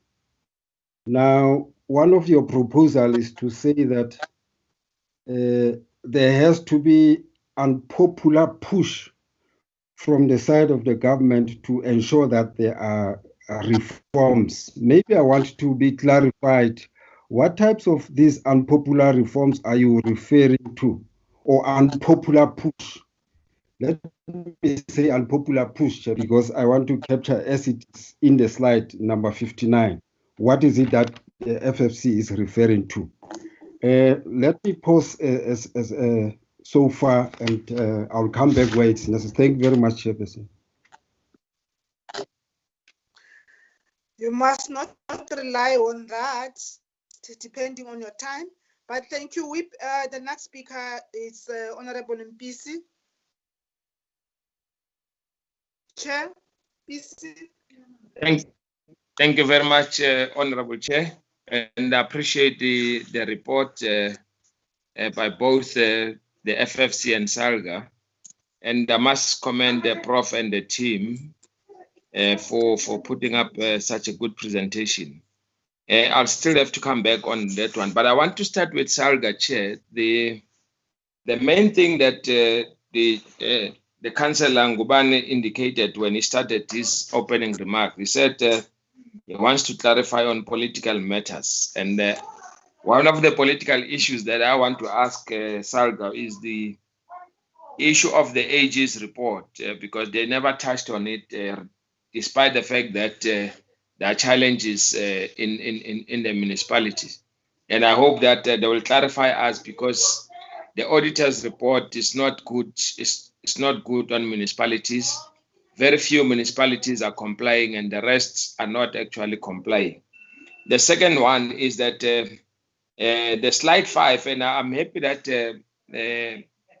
Komoto accepted the fact that there's a slight increase of 5.3%, which is about 11 billion, which is given to the municipalities instead of the 20 billion as promised by the president. However, we know that that money will still have to come to those areas. My question is, Chair, how are they monitoring the implementation of this money that is given for COVID-19, which we realize now that post-COVID, I think we're going to sit with a lot of challenges of maladministration and mismanagement of funds around this money that has been given. We know when you look at the social media, the reckless statement, including that invoice that Honorable Peters have spoken about, that it doesn't make sense really when you sit as an elected leader and you realize that this is very wrong that has happened there. And I think maybe Salga will tell us how they are going to monitor this particular money and how it is spent. Secondly, is the issue of the negotiations with the trade union movement. How are they approaching this particular issue of the negotiations? Because we know that the unions will definitely have to put on their demands. But what is the approach of Salga towards that particular issue of the wage negotiation without actually causing more disruption during this difficult period of COVID-19? Maybe that health and social development and slightly with education, Chair, has not been badly affected with this. But I think the issue is, how is this money going to be used? I think the FFC will respond. How would they want to see this money being spent? Because we know where we are sitting, that particularly in our province as Gauteng, we know that there are a number of challenges that we are experiencing already with the population that we have in the province, and we believe that this amount might not be enough. And then again on Salga, Chair, is the issue of the electricity spending, the acceleration on the spending vis-a-vis the cutting of electricity during this winter period. We have seen a lot of cutting of electricity and a lot of unrest in different townships in our province, and I'll take it national, that there's a challenge of electricity. How is Salga managing this situation, working together with the provincial government in making sure that there's no too much cutting of electricity during this winter period, where we still also have to take care of ourselves against the COVID-19 pandemic? Chair, these are a few issues that I wanted to raise. However, I must say that the presentation by FFC is something to think about. And I think it's something that all of us must take a cue. And I want to thank Prof and the team for putting up such a presentation that will assist us as a province. Thank you very much. Thank you, Honorable Mpisi. The next one on the line is Honorable Mlenzana. Thank you, Chairperson. Let me also welcome the two presentations from both FFC and Salga. Chair, let me start, because some of the questions are going both, but let me start with this one to Salga. I want here to talk about Salga's monitoring tool, particularly regarding to the culture of non-expenditure, where we see that we have got funds coming back unspent. There's incapacity to spend. If they can talk to that. FFC, your comment on the budget generally, your rural and indigent nature of the budget, do you see it talking to that as exposed by COVID-19? Then these, Chair, are going to both. If both Salga and FFC can talk to infrastructure development towards economic recovery and transformation, does this budget assist economic boost through infrastructure development. Also, yesterday we asked, perhaps both can come in. Do we see the elements of district development plan in the budget? Not necessarily in terms of funds and cents, but in terms of coordination. This also links with what I'm raising, Chair, here, as whilst appreciating the grants, what is the view of both Salga and FFC in terms of avoiding a situation where we end up creating a welfare state? Chair, the last one would be, do they see any justification on the reduction of the comprehensive agricultural support grant, particularly from a point of view of one looking at agrarian revolution as one of our stimulus packages for economic growth? Thank you, Chair. If there is time, I will come for the last bite. Thank you, Honorable Mlenzani. The next one, Honorable Detroit. Thank you, Honorable Chair. Honorable Chair, I appreciate the presentations. As we all know, the grants has been cut and this negative impact on infrastructure and infrastructure development in the different municipalities. Salga mentioned that the municipalities are expected to adjust their budgets downward as a result of the COVID-19 pandemic due to the decline of the anticipated revenue collection. And it's not anticipated anymore, it's currently happening. I mean, we've seen the figures between 30 and 60% downwards. Just sorry for disturbance. Honorable Detroit, is your video on? Yes, Chair.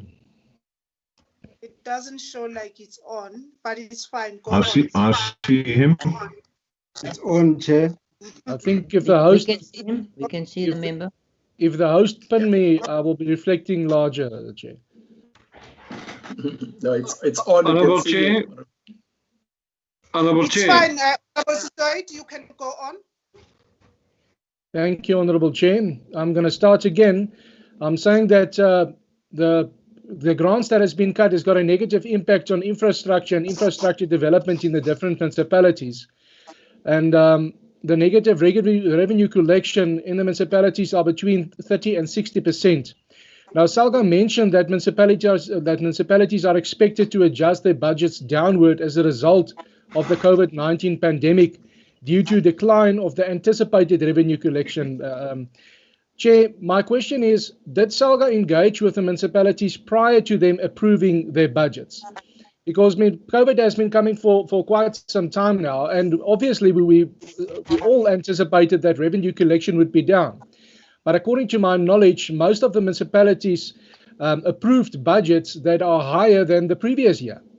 So we will have a result where there's a huge deficit and infrastructure will be behind, developments will be taking place, and there will not be sufficient funds to finalize and complete these developments.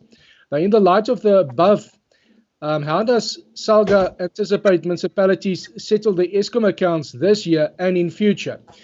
Chair, my feeling is that we've emptied all the pockets that we can. The piggy bank has been broken, the bank accounts has been cleared, we lend money from other entities and abroad just to get through this crisis and putting money to assist with the COVID pandemic.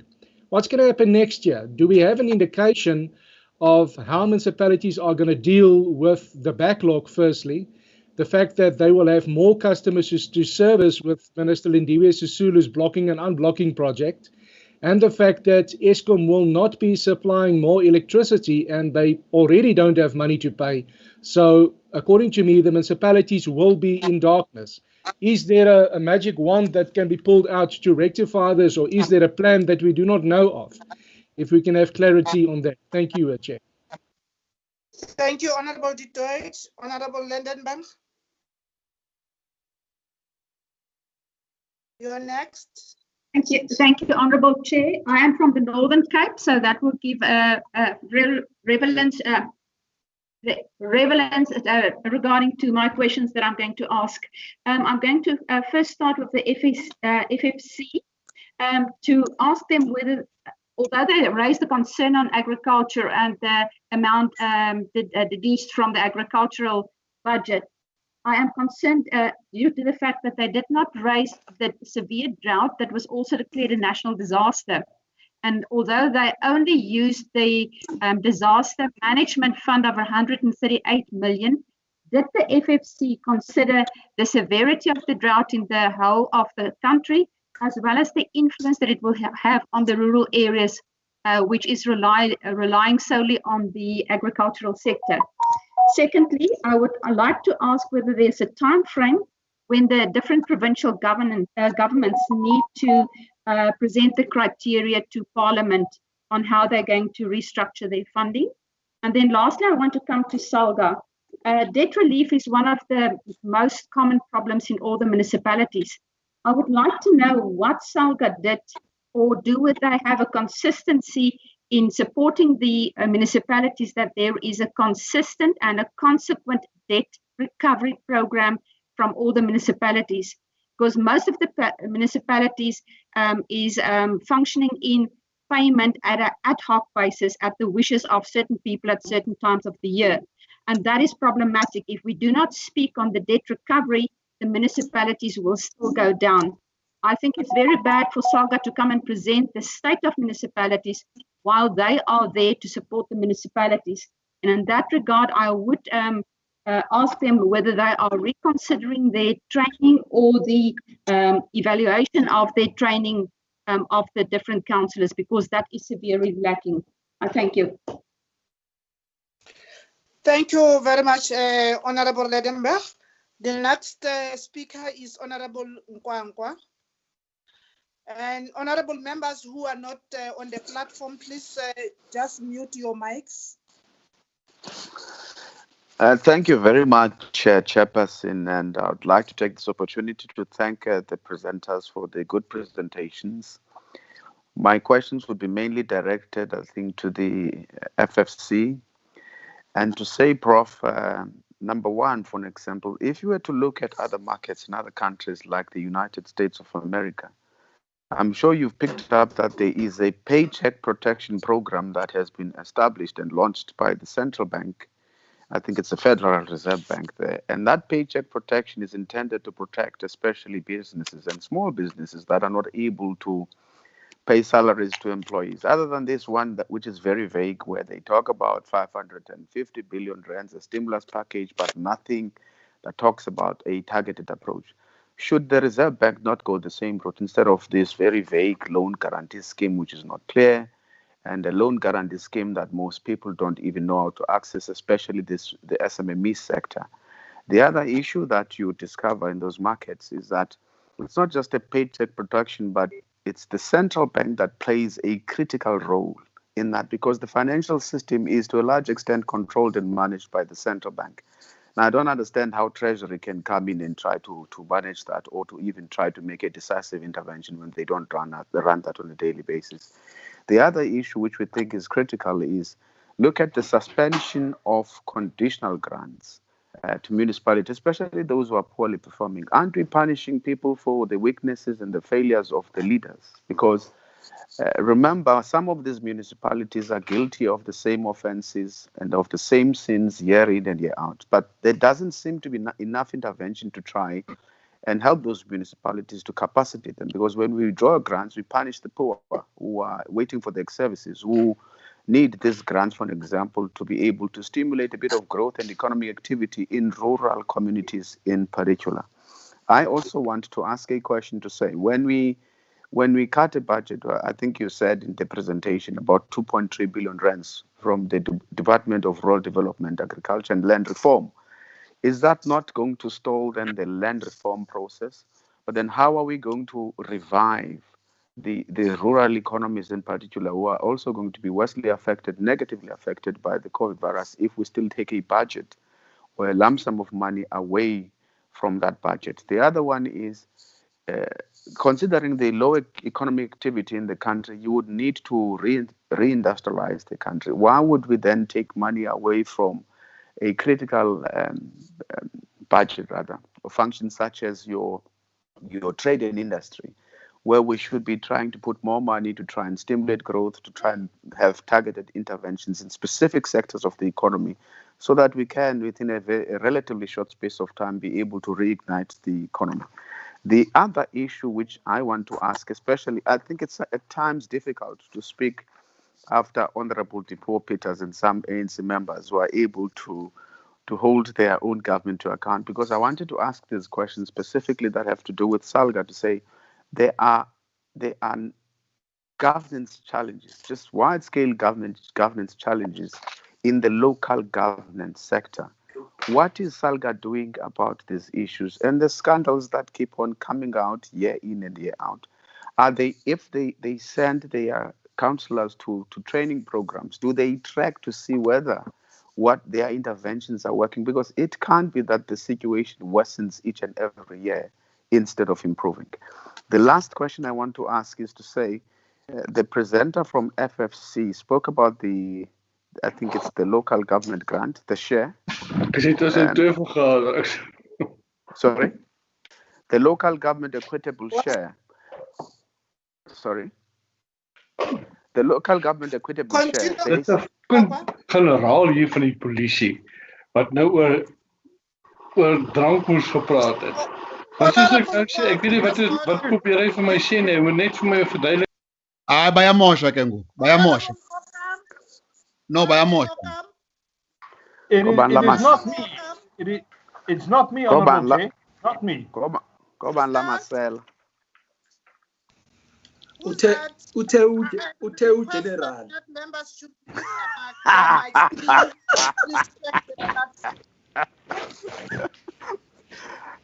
Thank you, Chair. I hope you're going to give me an additional minute. Can you please round up? Oh, okay. Because look, the FFC presentation cites the failures of other sectors, other spheres of government to play an effective oversight role. There's still noise, Chairperson, in the background. I can't even hear myself.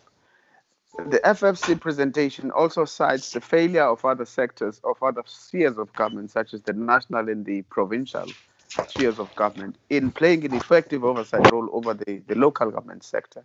But I want to know, what is Salga doing about the challenges that face the sector? What interventions have they put in place in line with what Honorable Depo Peters asked earlier? I think it's a critical question that we must repeat. Thank you very much.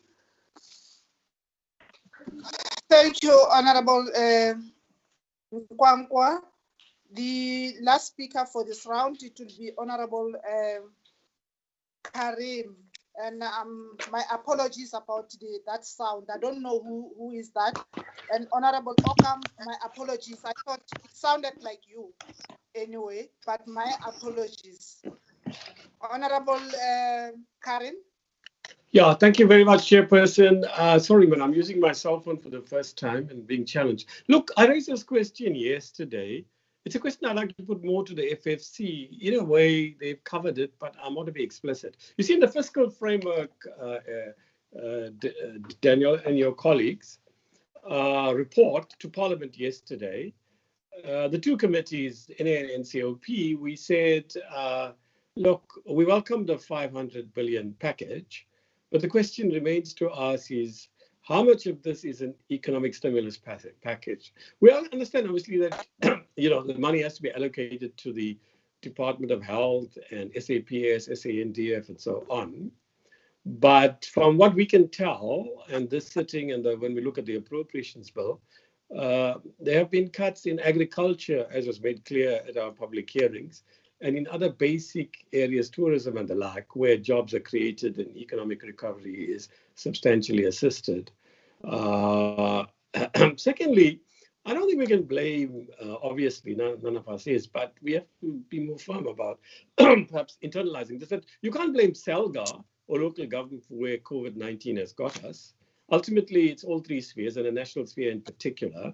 So we have to work together like never before across all three spheres. We should avoid the blame game.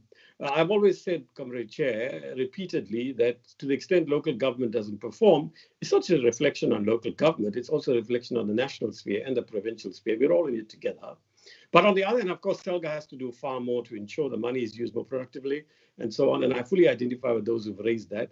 although some of the perspective from which they raise it, I might not agree. But overall, you know, I think we're right to raise it to Salga. They don't do enough.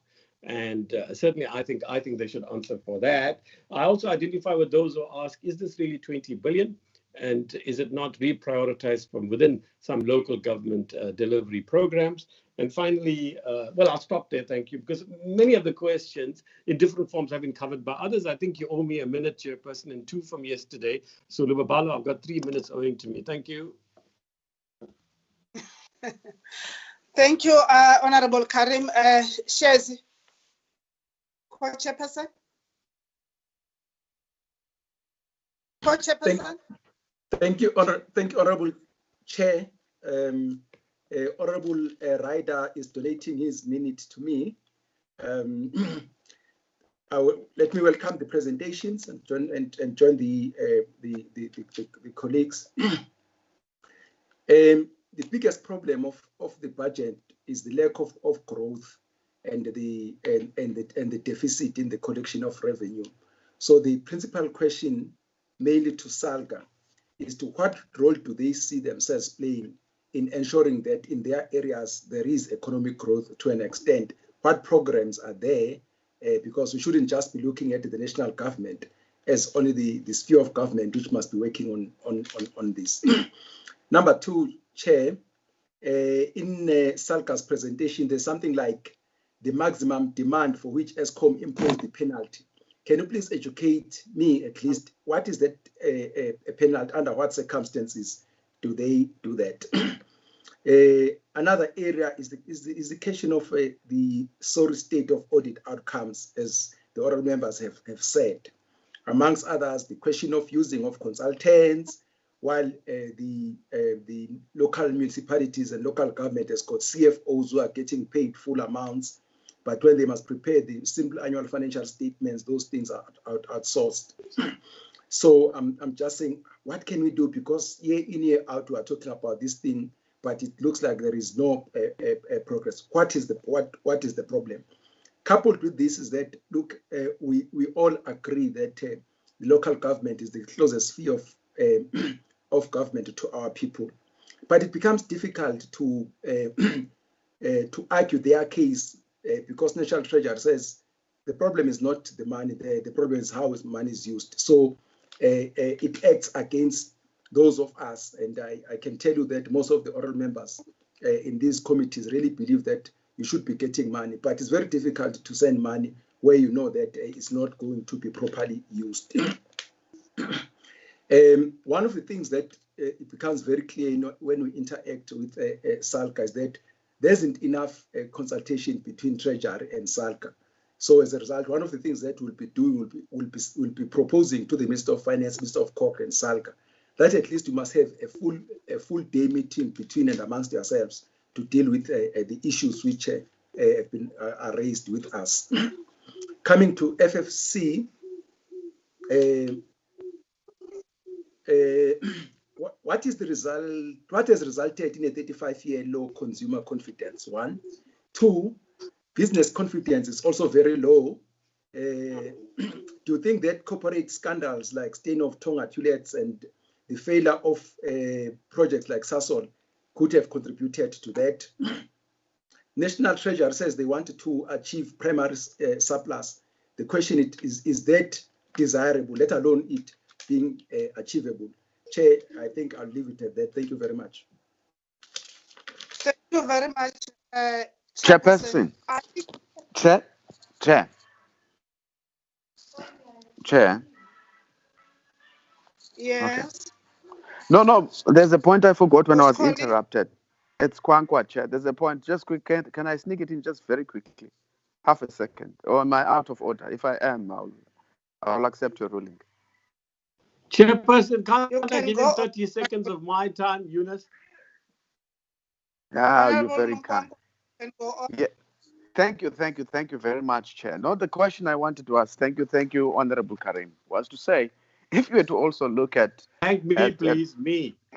Yeah, no, I'm saying thank you to you, comrade. But you're finishing my 30 minutes now, 30 seconds. No, I'm saying, if you're looking at many developed countries and developed economies, I'm I'm quoting again an example of an activist central bank like the American one, where they were considering even paying off the debt, the central bank, the debt of certain municipalities were struggling because of being heavily indebted to certain departments in America.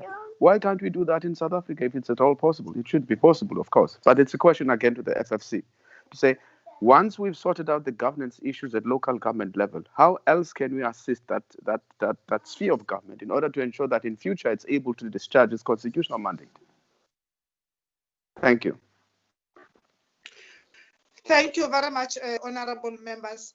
I think most of the questions, they are repeating themselves. As we were dealing with other processes previously, we have asked those questions and we were requested to say these questions will be answered when we deal with the special adjustment, because they are directly talking to the COVID-19 adjustment budget.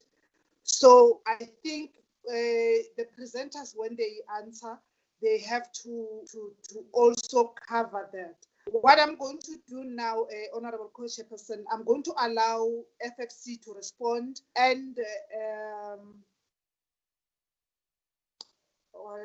Salga to respond, and thereafter check if we have enough time. I have a number of questions. I will make sure that I send those questions if they are not covered.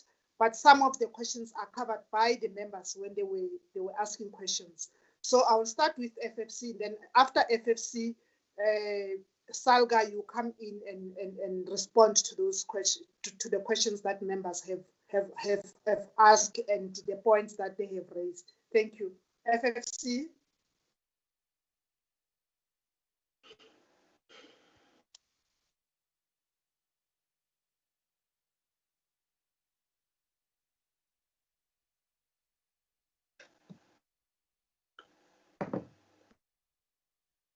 Balekile, Professor.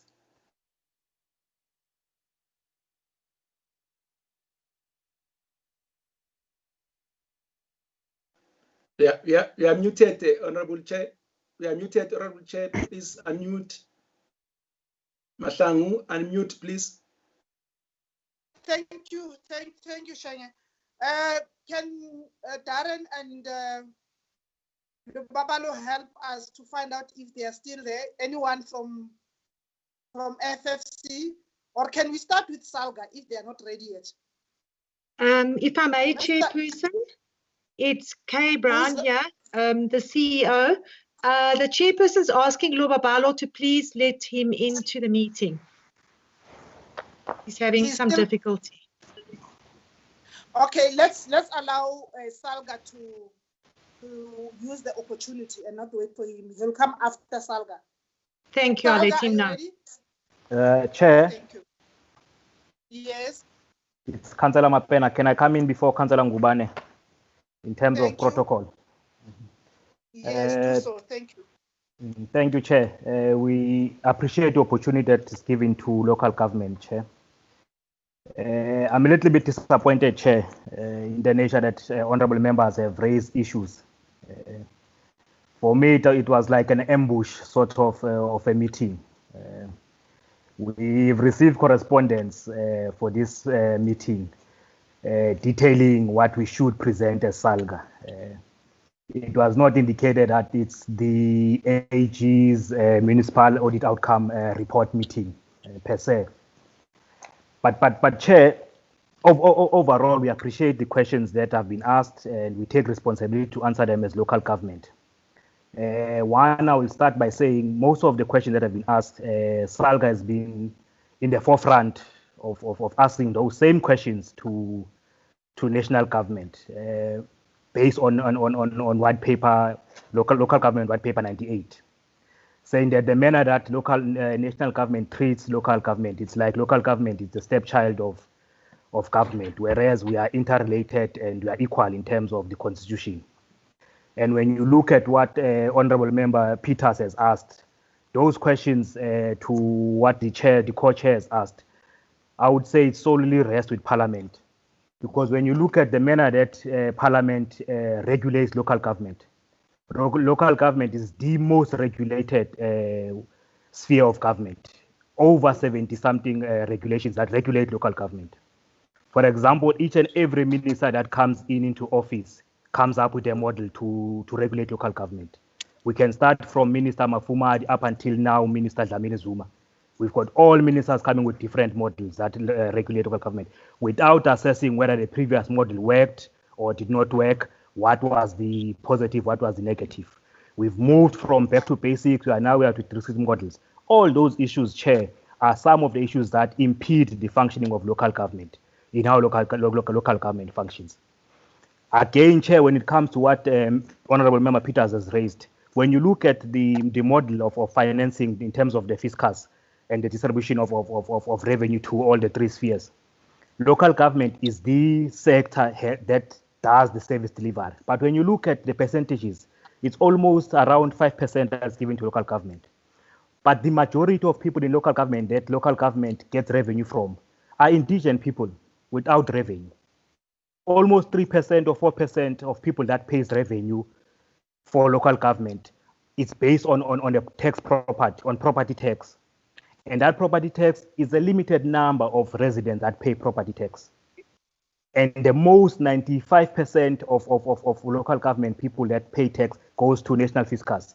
And when the distribution happens, it happens in a manner that we are seeing now, 5%. And those are the issues that local government has been raising that says the model of funding government is skewed.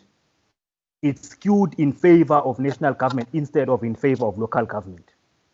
Then when you look at how we deal with issues, there's a question raised on issues of electricity.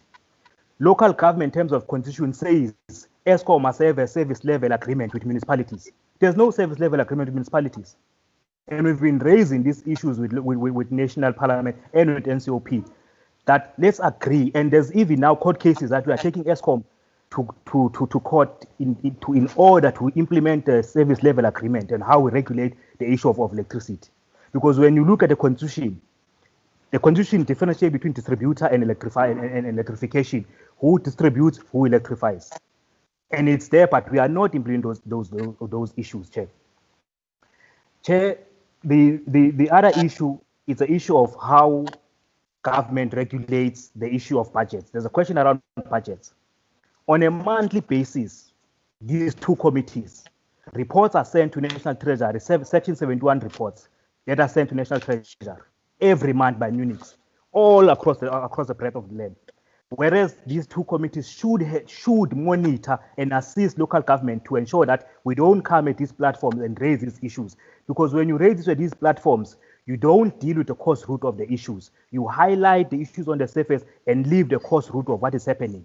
Whereas we are supposed to deal with these issues at a level where they occur. I will allow Councillor Nguban to deal with the issue of corruption and so forth. But for us, Chair, even last week, the President, Councillor Nkadimeng, when the AG was presenting the audit outcome, spoke equivocally and loudly out against corruption and against maladministration in municipalities. It's not like we are quiet. In every platform that Salga gets, we speak about how local government should function and how we see local government of the future. We've made plans to professionalize local government, but when it comes to national government to support, national government does not support local government in that regard. I would concur with the Minister of Police when he says societal issues impact how some government spheres function. When this invoice starts making the rounds on social media, it's not a local government alone issue. It's a societal issue. There's a person from the society who brought that invoice to collude with an official of municipality. And if we don't change our mentality of society through parliament to infuse what Professor Matontela speaks about, the issue of leadership, when it comes to what nature of leadership do we have? Because the nature of leadership determines the values of leadership in society. Because if the value of leadership in society don't distinguish between what is right and what is wrong, ethical and unethical, we'll have these issues. We'll come up with all the relevant programs, but it will remain because societal mentality of society. There's a question about welfare society. It's entrenched, honorable member. We are already in that process of a welfare. Now there's word that says we must institutionalize a 350 grant for unemployment. Already that's the posture of welfare. And all that will rest upon how local government functions. Because once you do that, you are curbing the revenue of local government, because people will start saying there is this grant. Let's depend on this grant and not depend on how we make means of production at local government. The Honorable Co-Chair raised the issue of what local government is doing in terms of the economic situation. Most Munichs have plans of economic recovery. They have presented to Salga National in terms of their plans for COVID and beyond COVID, in terms of how they want to prop up the economy of local municipalities. We're working together with provincial government in terms of the economic development, so that we can stimulate the economy around the sectors that are related to SMMEs, based on revitalizing the township economy, based on revitalizing the manufacturing sectors. We've encouraged municipalities to ensure that they stimulate the manufacturing sector in terms of the motor industry, in terms of the ports, those that are along the coast, so that at least when come the level 2 and level 1 lockdown, there is along the way some input that will assist municipalities. The last one, Chair, that I would want to comment on is the issue of salaries. We raised this issue when the Minister was presenting the amended budget, when we said we've got a 3-year salary agreement with unions. And when you go to senior council tells you in black and white what a contract is and what arrangement you have. As Khumuto was saying, that we are in discussions with unions, but already there's an agreement that is there, because local government is regulated in terms of bargaining council. We've got a 3-year level agreement that ends this year, and we have by the 1st of July effect it. And if unions say no, we will have to effect it. That's what we were crying to Treasury, saying Treasury, in terms of Treasury and public service, you might have this issue with the 3-year level agreement, but it's a contract between the employer and employee, and it's there in black and white. It's governed by the bargaining council, and we can't just say anything, as senior council has alluded to. But it's a matter that we are engaging with unions to say, in this environment that we find ourselves in, what is an amicable situation that we can have to ensure that we minimize any interruption in terms of our revenue, because there is revenue shortfall. Thank you, Chairperson.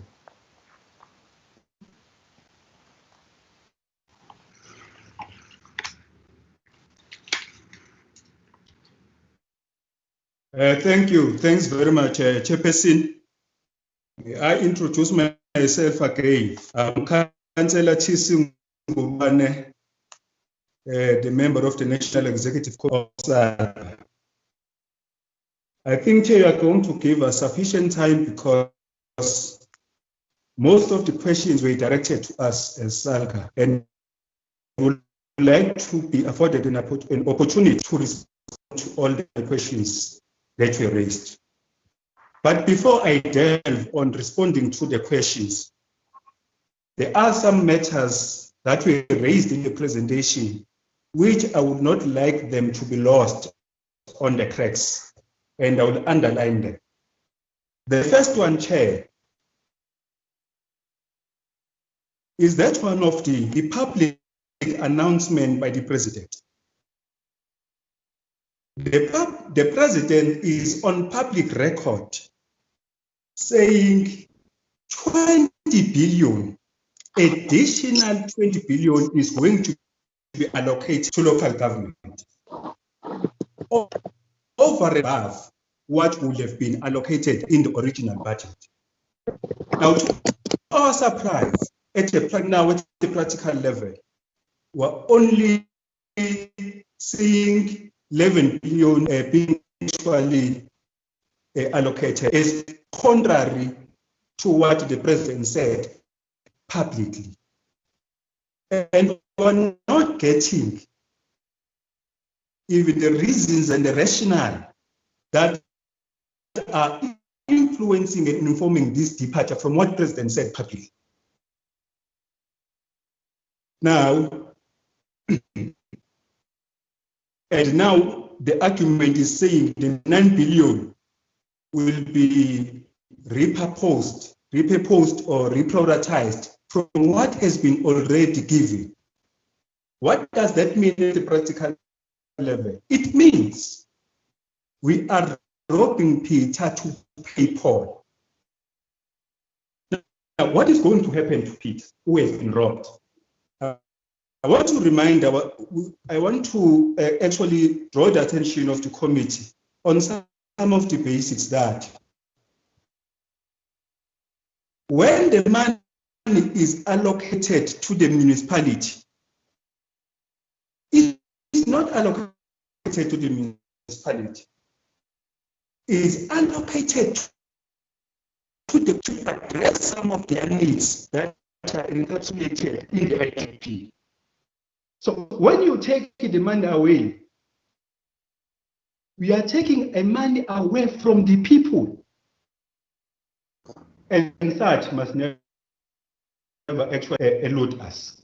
And what is also unfair is to consider the money that could not be spent in this financial year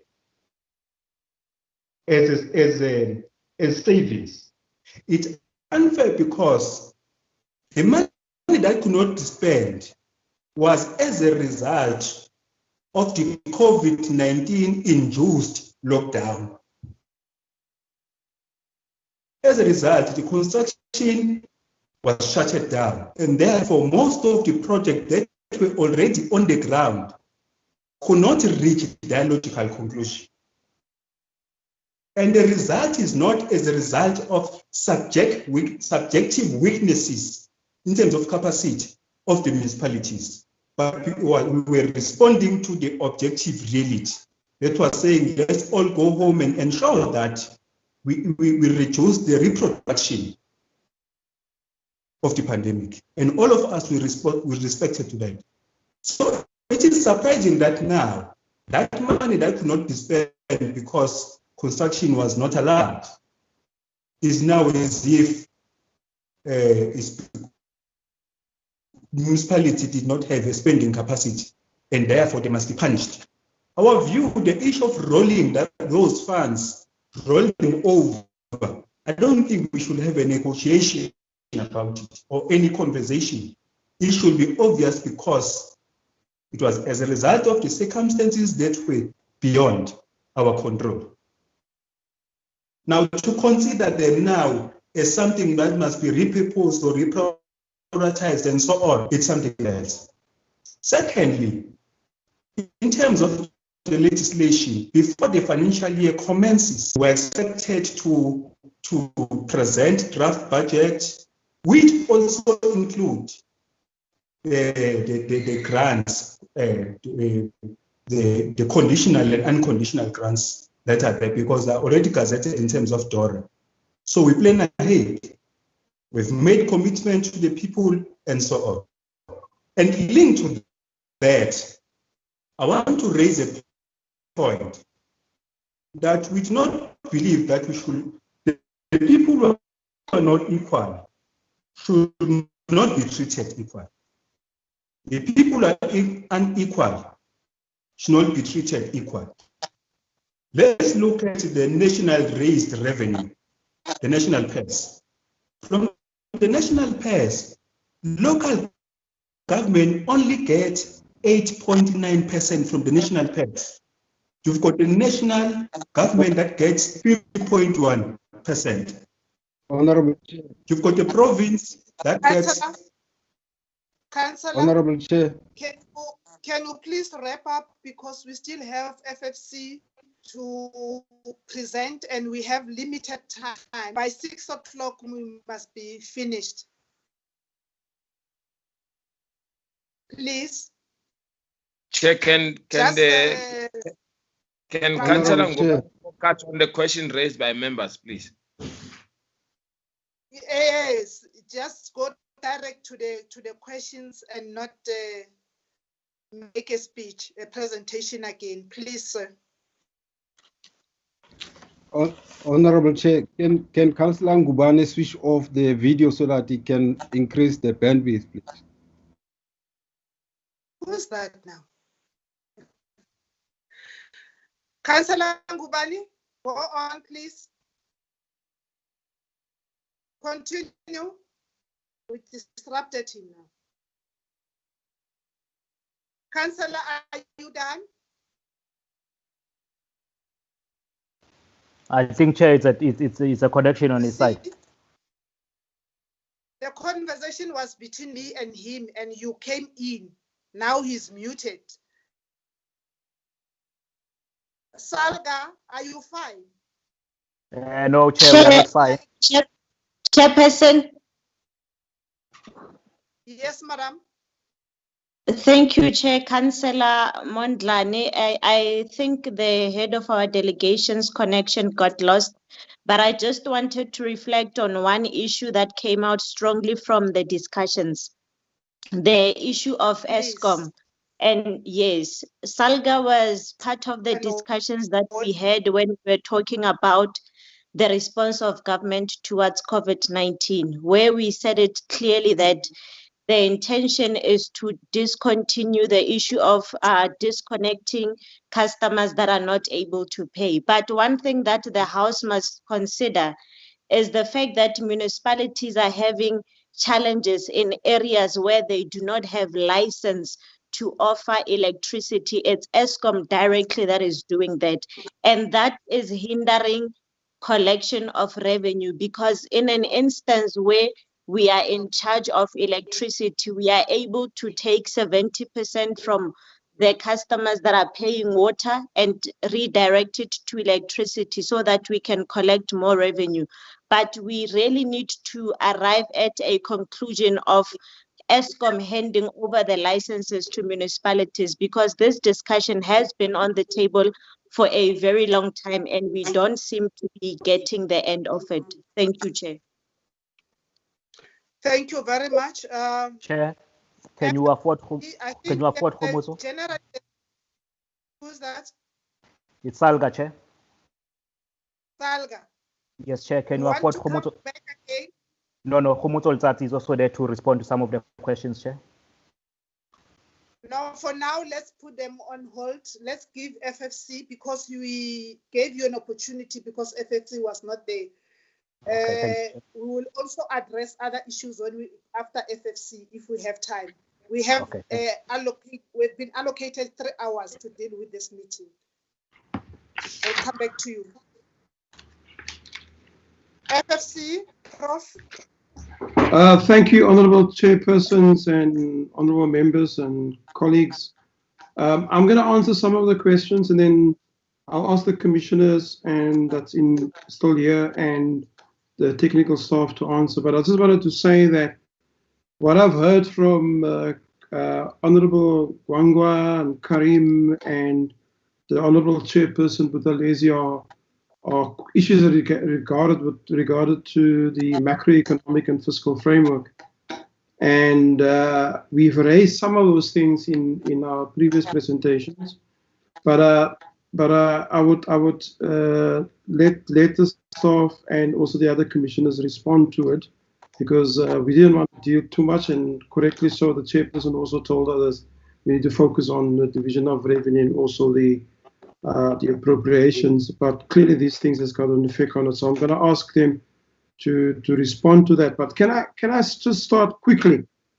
And I thought that I want to start where our colleagues Salga stopped, because the state of local government is a perennial national and local citizens issue and a concern.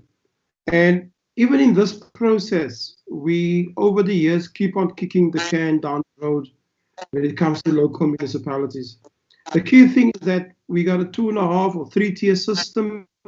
We got local municipalities and we also got metros, and then we have the district municipalities which coordinate local municipalities.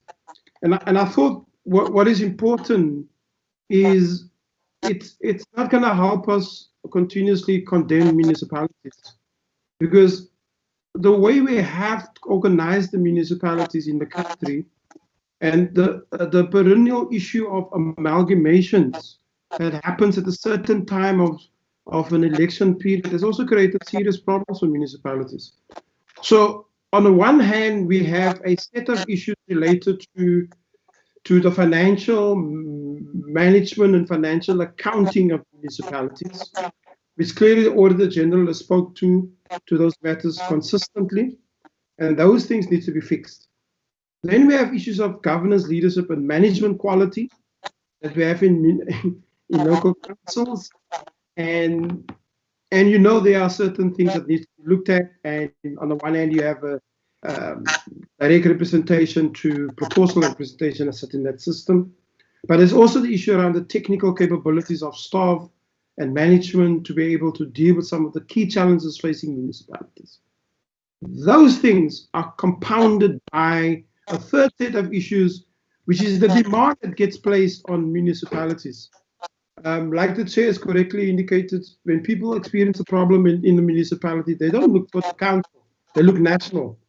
It's a development change in the world where in developing countries, where citizens know they have a local municipality. But whenever things goes wrong, whenever there's a disaster, when service is not delivered, when water is not delivered, when roads are not there, people protest and they want national government to intervene.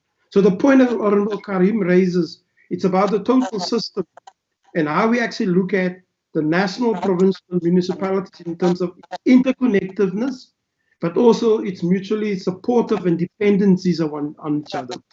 The fourth set of issues is that municipalities, a lot of municipalities, and we've raised this many a times with Parliament, there are municipalities who are not economically capable. There are no activities going on at the municipality. And as a result, there's no fiscal capabilities. Tax cannot be collected, services cannot be delivered, and there's a continuous reliance on national transfers. Which brings me to the point, I think going forward, especially in this environment, we got a golden opportunity to then say, can we put resource mobilization into the dock in Parliament of municipalities? And that issue about resource mobilization has got to do looking through the lens of local municipalities, looking through the lens of the district municipality, and looking through the lens of metros. The issue of own revenues must come into play. A thorough discussion to look at that. The issue of conditional grants and the incentives or perverse incentives of conditional grants in terms of building and helping to build local municipalities. The third set of issues in that resource mobilization is the equitable share allocations. And we know there are a lot of questions about whether the equitable share is equitable, whether the equitable share take into consideration the historic problems that municipalities are facing. Also compounded by the issue of amalgamations, because there are compounded debt that sits in municipalities, which also needs to be discussed, of transition, of changes over the years. And nobody seems to take consideration of that. Linked to that is the issue that's been raised about ESCOM and municipalities. Before we condemn municipalities, I've raised those issues. There's a need to look at the debt that municipalities owe ESCOM. And I've raised it on behalf of the Commission in a number of ways. One is that how do you sign a debt agreement that municipalities must pay a debt to ESCOM when the municipality has a snowball's chance in hell to pay that debt? Because they can't even keep themselves up to scratch in terms of paying current costing issues related to the electricity. Then is the issue of differential, and the study has proven, which Khamotso Lasatsi and I was on, there's differential costing and pricing of electricity between municipalities. And it's the same cost, it's the same service that's being provided, but municipalities are paying different costs to it. And it's a whole question of invoicing. And I hope she explained to you when I was cut off around what is the notified maximum demand, because it's a problem. It's a problem that if a municipality reaches by a certain form of arrangement with ESCOM, and especially during winter, there's no capacity in the municipality, people don't trip the switch, And as a result, they pay huge interest. They can't afford to repay those interests. Then municipalities get cut. We're rescuing ESCOM. This is part of the conversation that we need to have. We continuously rescue ESCOM through bailouts, through government guarantees, through a range of things. But when it comes to a municipality, which is a constitutional structure, we say, no, no, no. ESCOM is too big to fail, but we don't think equally. There's no equivalence in terms of our municipalities too big to fail as a constitutional structure. So it's those type of things that we think that needs to be addressed in this whole environment, in the tension between ESCOM and ESCOM debt and the municipal debt. And it needs to be dealt. It's a financing issue. It's a financing issue of historic debt that our people need to pay, who were not responsible for those debt that was occurred in the apartheid era. It's a debt, that those debt has got the contingent liabilities to it. It's got the carry-through effect, and we're still condemning our municipalities.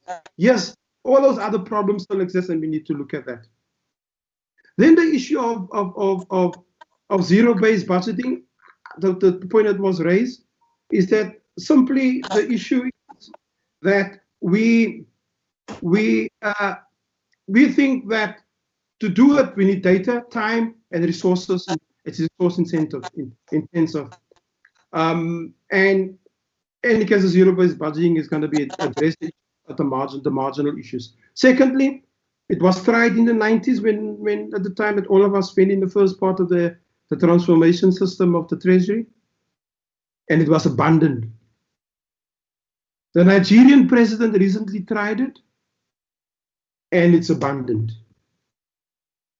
Where does government's majority spending goes? It goes to wage, it goes to debt service costs, it goes to social transfers, and if zero-based is done correctly, it will maybe affect 2 to 3% of the total budget. So there's a need to look at is the intention of a zero-based budgeting relative to its broader macro implications of a zero-based budgeting. Then I think the other issue that I would like to respond to very quickly, Chair, is the whole issue around SOEs. I think you're asking the wrong people about those reforms. The people that needs to be asked, I mean, the measure to be taken into consideration. What did the president say in SOEs?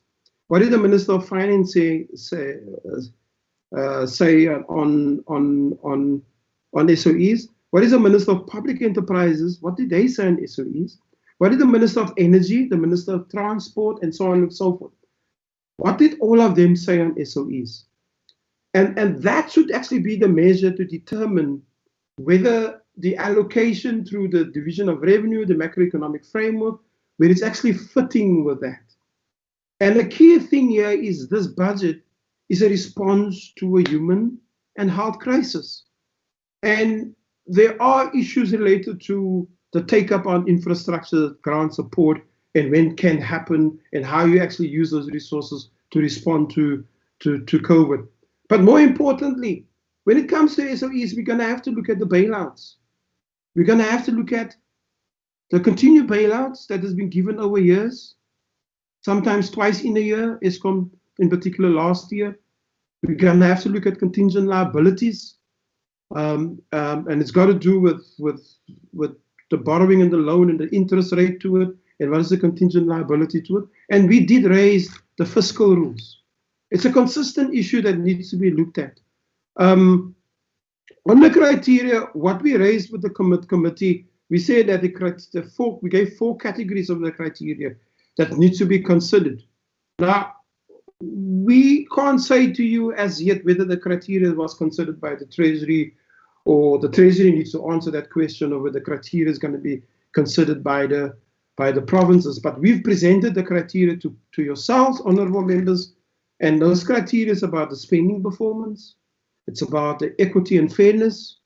It's about the impact of the changes, and it had to do with essential and non-essential with regard to COVID. I think the issue that that was raised on deficit budgeting and approval in municipalities, the law requires, the law allows for that. The key thing is the National Treasury must give permission for that to happen. And the question is, can the Treasury say to you on what basis have they decided to agree to a deficit budgeting in the municipality where, for example, a municipal budget, and there's in one municipal province and in a municipality in the province, which I've raised every time, so I've not raised this time around because things have clearly changed, where a municipality is has a budget of 800 million rands for the year, but the municipality only raises 360 million rands. Clearly, that municipality has a worst case, it's a worst case scenario, but it's got a snowball's chance in hell to make up the gap.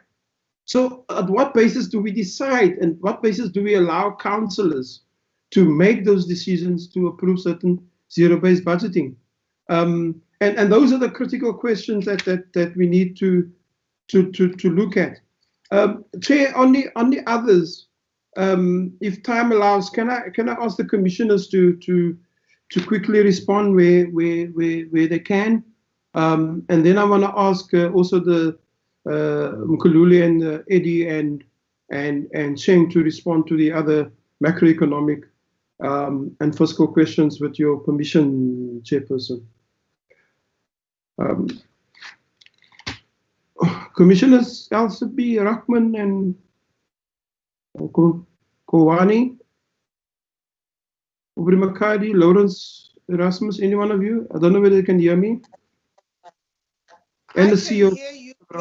I can hear you. Hello. I was muted. I've tried to communicate with you to tell you that we are given 3 hours. Whoever is coming after you, please just you didn't have more questions that are too provoking, unlike Salga. And the feeling that I'm getting is that members still want to engage with Salga, unless otherwise I'm wrong.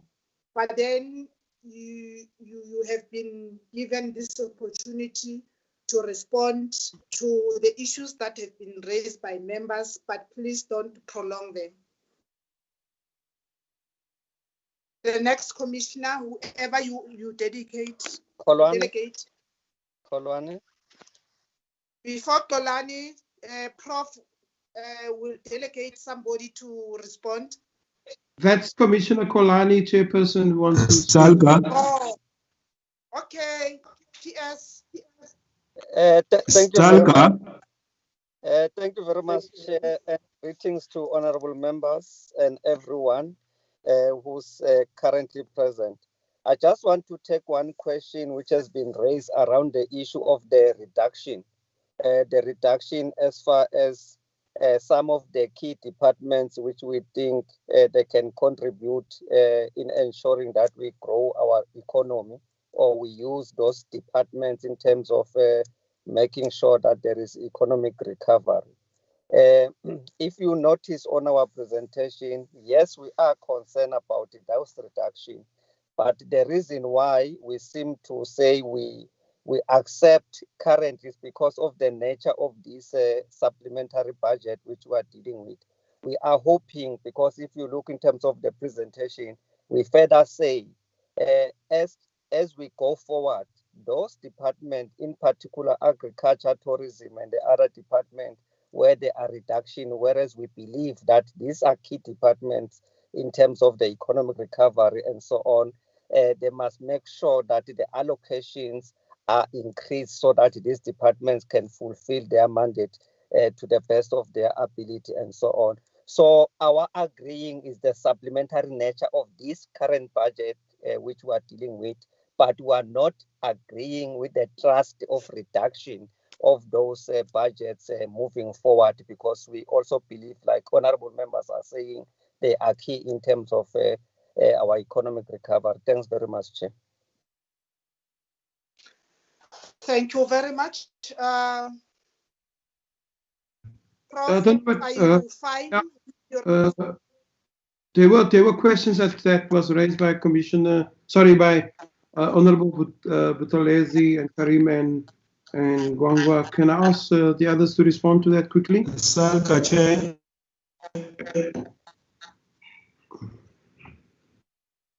Okay, Prof, please don't go long. You can respond to those questions. And thank you, PS, again, once more. Joe? Chairperson, Commissioner Lawrence Erasmus would like to respond. Thank you, Prof. Plaatjes. Good evening, chairpersons and honourable members. Yes, Prof. Plaatjes, I can only underscore what you said about the zero-based budgeting. I think it will be very difficult to attain that. But in responding to Honourable Joseph and Peters and PC and others regarding the value of money for money spending for the equitable share that was allocated to the municipalities, I think we all share that concern. Bearing in mind the report that was received from the AG, and National Treasury did respond that they issued circulars with regard to procurement, and they also mentioned that their chart of accounts provided for COVID spending, so they are keeping record of that spending. I just want to have members consider that your MSCOA, your Municipal Standard Chart of Accounts, will indicate the transaction incurred, but not the economic, efficient and effective spending of the funds. And that's where the focus must be. That's where the issues are. So in the short term, it's paramount that any wrongdoing is exposed. And we need to restore public confidence and deter these transgressions through visible consequence management. That's from my side. Thank you, Prof. Plaatjes. Thank you, Chair. Chair, can I just say on the question of are we moving towards a welfare state? Does it really matter where we're moving to as long as we're able to respond to the plight of our citizens? The tag suggests when the tag of developmental state and I know there's a lot of there's a political understanding of what needs to be done on the developmental state, the welfare state, and I've always amazed that we use the Asian tigers as an example. We're forgetting that the Asian tigers were run by military states. Industrialists were locked up, and some of the resources were taken away from them. We have a different system, and as a result, we're struggling with what the previous president was saying. We have two worlds here. Firstly, South Africa, the face of poverty is quite clear. We got stubborn poverty, we got huge levels of inequality, we got child hunger, we have COVID that has now created total destruction of our democratic dividends that we've achieved over time. We see new ways of doing things. So we need to, the job of the state is to intervene through government in levels of inequality, to intervene to be able to make sure that people have access to basic resources. So if that moves us to a point where we want to say we're a welfare state, then I would say, well done. Well done. At least we're able to respond to the plight of our citizens. At least we're able to respond to millions, to mass unemployment that we experience in the country. At least we are able to respond to child hunger. At least we are able to rescue households. And I think part of it that we're seeing over time is that with COVID, it's going to become worse. And the state and government will have to respond to the social plight of our citizens. How it's going to do, it's part of that point I was making earlier about we in a space where we're juggling uncertainties. There's an uncertainty track around the economic growth trajectory that we need to follow. We have problems with growth. We have problems with unemployment. So we have serious problems. So you either get into a space and bite the bullet and rescue our citizens from poverty more vigorously than what we did before, or we find ourselves with a revolution on our hands. And those are the serious things that we need to talk. That's why it's so important that what the president said, we need to reorganize the state to be able for the state to respond to our citizens. I don't know whether the other colleagues quickly want to respond to you, but I'm done from my side, Chairperson. Okay, thank you so much, Prof. and your team. We're left with 4 minutes. Honorable Rakwan, Commissioner Rakwan wants to respond to you. Please don't scream at me while I'm still speaking. I'll give an opportunity. We are left with 4 minutes while we were responding. FFC, I was trying to check if we can be able to steal 15 minutes of the other committee's time. But then it looks like it's going to be difficult, but we can try, because I don't want you, honorable members, to go with the feeling that I have. I have a feeling that you still want to engage Salga, and there's one thing also that I want to clarify, because we are intertwined, not by choice, not to please anybody. We NCOP, provincial government and local government is not a choice. We are mandated by legislation to work together. And if we do our oversight as a select committee over you, you feel we are not supposed to do that, we are not supposed to raise those issues at this platform, then we are going to have a problem. The issue of the interview by the president, your president, what's her name, Ngadimeng, I was listening to it throughout, and I was listening with interest. She did not shy away from anything, and she took responsibility of everything, and she made commitment. And that's what we expected from you. And each and every responsible citizen is worried about the outcome as they were announced by the AG on the 1st of July. We can't leave you and say you must not talk about that, whereas we are busy now appropriating money, allocating money to you to go and do other things. There have been many findings in all these municipalities. Instead of improving year in, year out, there's no improvement. They're just going down the drain. What is it? And we are here, we're being paid for oversighting over you. We have to talk about these things. It's our responsibility, it's our mandate.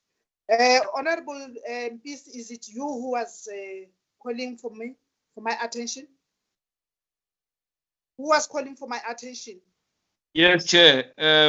Chairperson, I raised it. Can I speak, Chair? PC, you can. No, PC, you can go on. I had somebody wants to call for my attention. I say he must write his name on the chat. No, thanks very much. But PC, you can go on. Take the platform. Thank you very much, Chair. I appreciate the moment. I think the issue is that we are raising these things of the Auditor General precisely because, remember, COVID, the lockdown started somewhere in March, end of March. And then we raised these issues as members, and not because we were attacking Salga leadership, but we raised these issues because we are concerned about the state of the local government in our country. And I think it's something that we must not shy away from. Because if we do that, and if councillors are not willing to respond to that, I think it's unfortunate, because they can't prescribe to us as to what will honourable members be asking. to them, we look at what they present. We're dealing with finances that's supposed to be allocated to the municipalities. We have to make sure and we have to know what are they going to do with that money. And looking at the historical issues, you'll definitely realize that there are challenges. So that is why I was worried when Councillor Mapena, when he was responding in the fashion that he did, and as well as the Councillor Nguban. I think they must understand the predicament within which we are finding ourselves in. We are raising these issues precisely because we are worried about the state of the local government. And I'm correct that I think it's very important that the local government leadership must understand the situation within which we find ourselves in as a country, and we are worried about the rents and cents that goes into that area as well. Thank you very much, Chair. Thank you. Who is next, Estelle? Jefferson, it's Councillor Ngubane is next. Councillor Ngubane is requested to respond. No. I said now I'm focusing on members. Before I give it to him, I want members, because I'm no more going to go to members. I'm giving members a second bite so that we utilize this opportunity. Before we go to Councillor Ngubane, Honorable Chairperson Dennis there's Joseph. one point that you said you have left. Chairperson Dennis Joseph, would like to say something? Still on the line? Dennis Joseph? May I say something? Yes.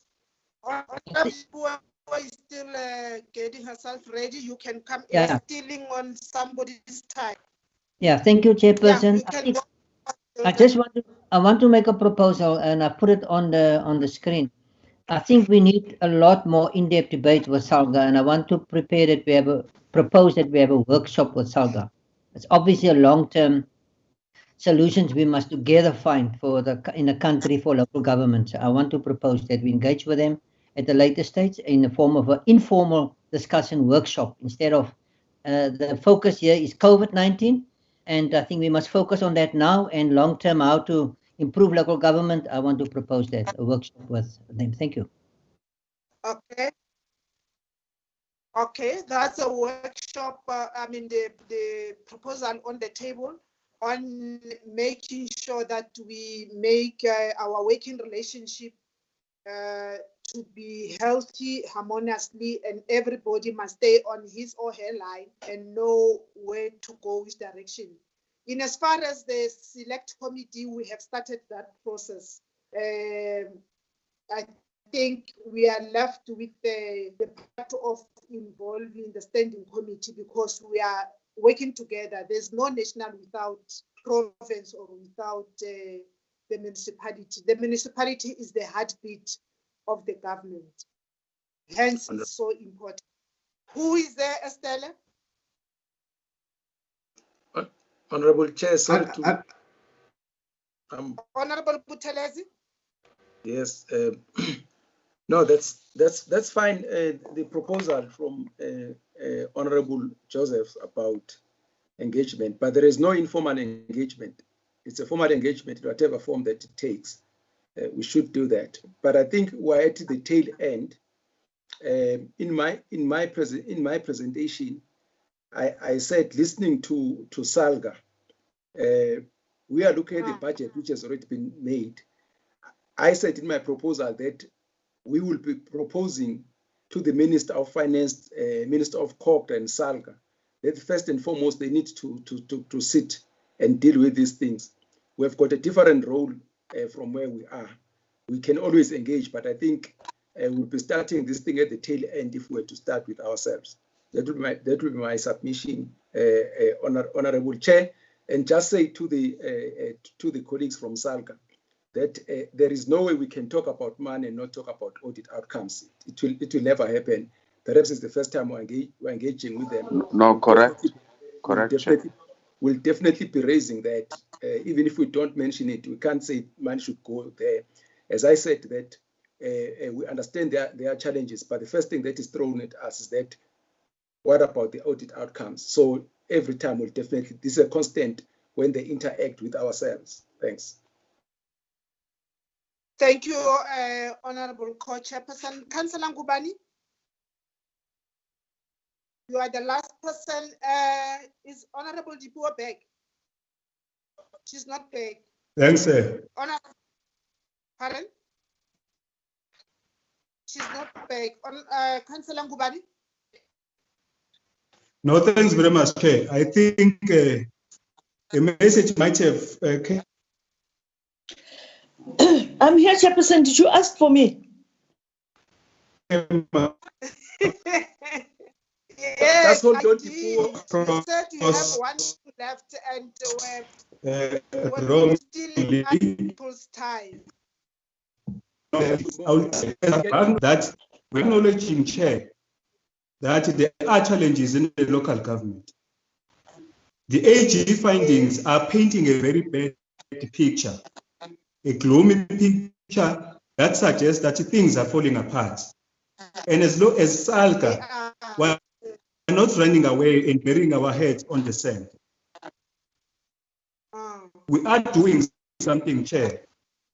First and foremost is that Salga has actually developed a consequence and accountability framework, which will be used to extract the accountability of the AG outcomes on both the political and administration offices.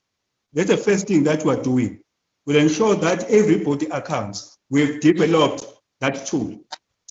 Secondly, we're saying is Salga, let us establish professional bodies, especially for managers that are reporting to the municipal manager. Because as things stand, the system is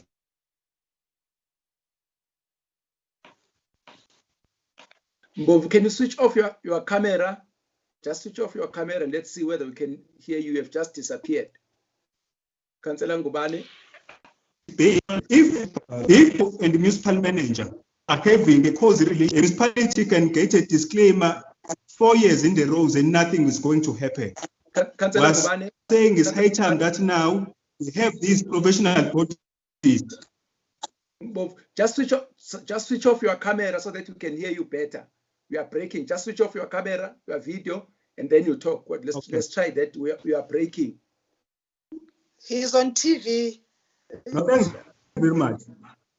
No, thanks very much. We are saying is this is what we are doing. We have developed a tool called Consequence and Accountability Framework, which we think will be used to extract accountability of the AG outcome on both political and administration offices. Secondly, we are also calling for the establishment of professional bodies where the CFOs and everybody and all senior managers that report to the municipal manager are going to account.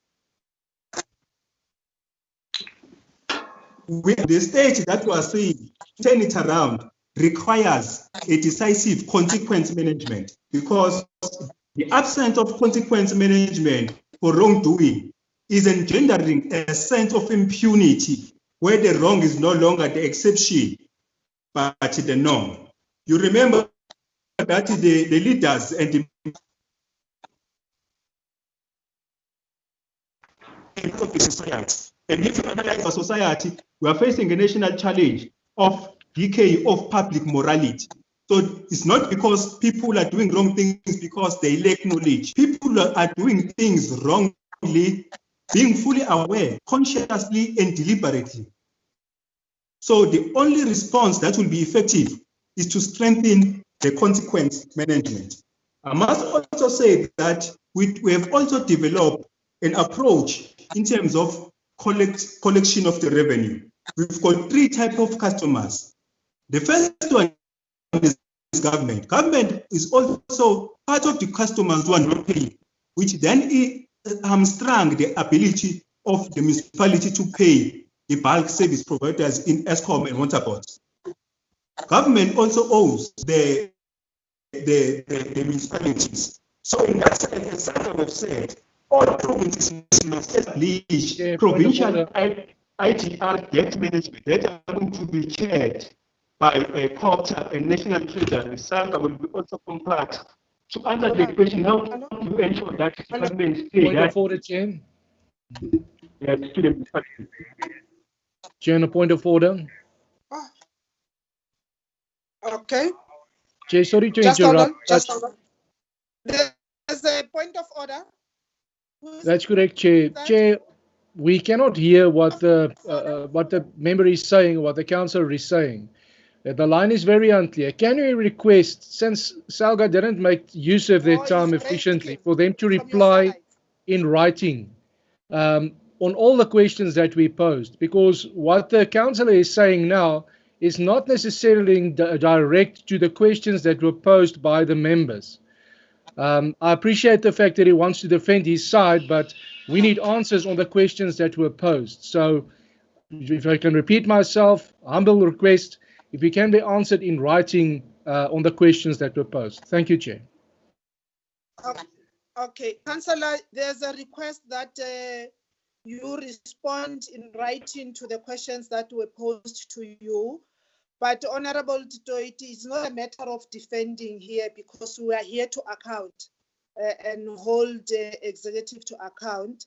I don't think the councillor is defending, is just trying to explain an account. But then there's a request here on the table that let Salga respond to those issues. I wonder if the secretariat of the two committees will be able to help them with the questions if they've not captured them. Honorable Co-Chair.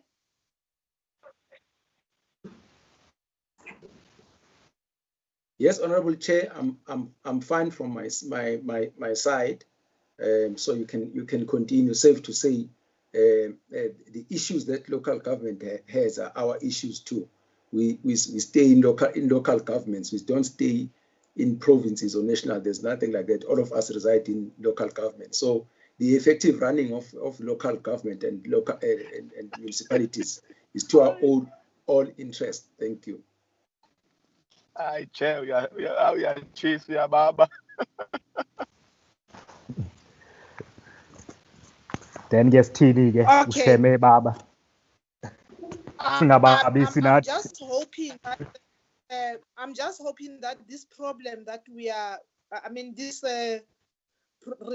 problem that we are trying to respond to and resolving it, of saying let Salga respond. There should be time frame, because we also don't have enough time to process this issue, and then we are going to be on loggerheads as a committee on our own when we do the reports. So I don't know how long can it take them to respond, because actually they were expected to respond today on these issues because they work with them. Detroit, as a person responsible for the proposal, I'm not putting you on the spotlight. Can you propose the due date, time frame? Yes, sir. This evening, Chair. Yes, sir. This evening, Chair. You'll get the responses this evening. Oh, we'll get the response this evening. Yes. Okay. Lubabalo should should deal with the Lutsatsi so that we can deal with them tonight. Okay, Lubabalo and Darren, help them with the questions from the members, please, to respond, so that they are also part of what we are going to discuss in our report. Any other member? We're closing now.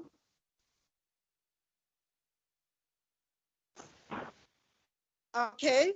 Honorable Chair,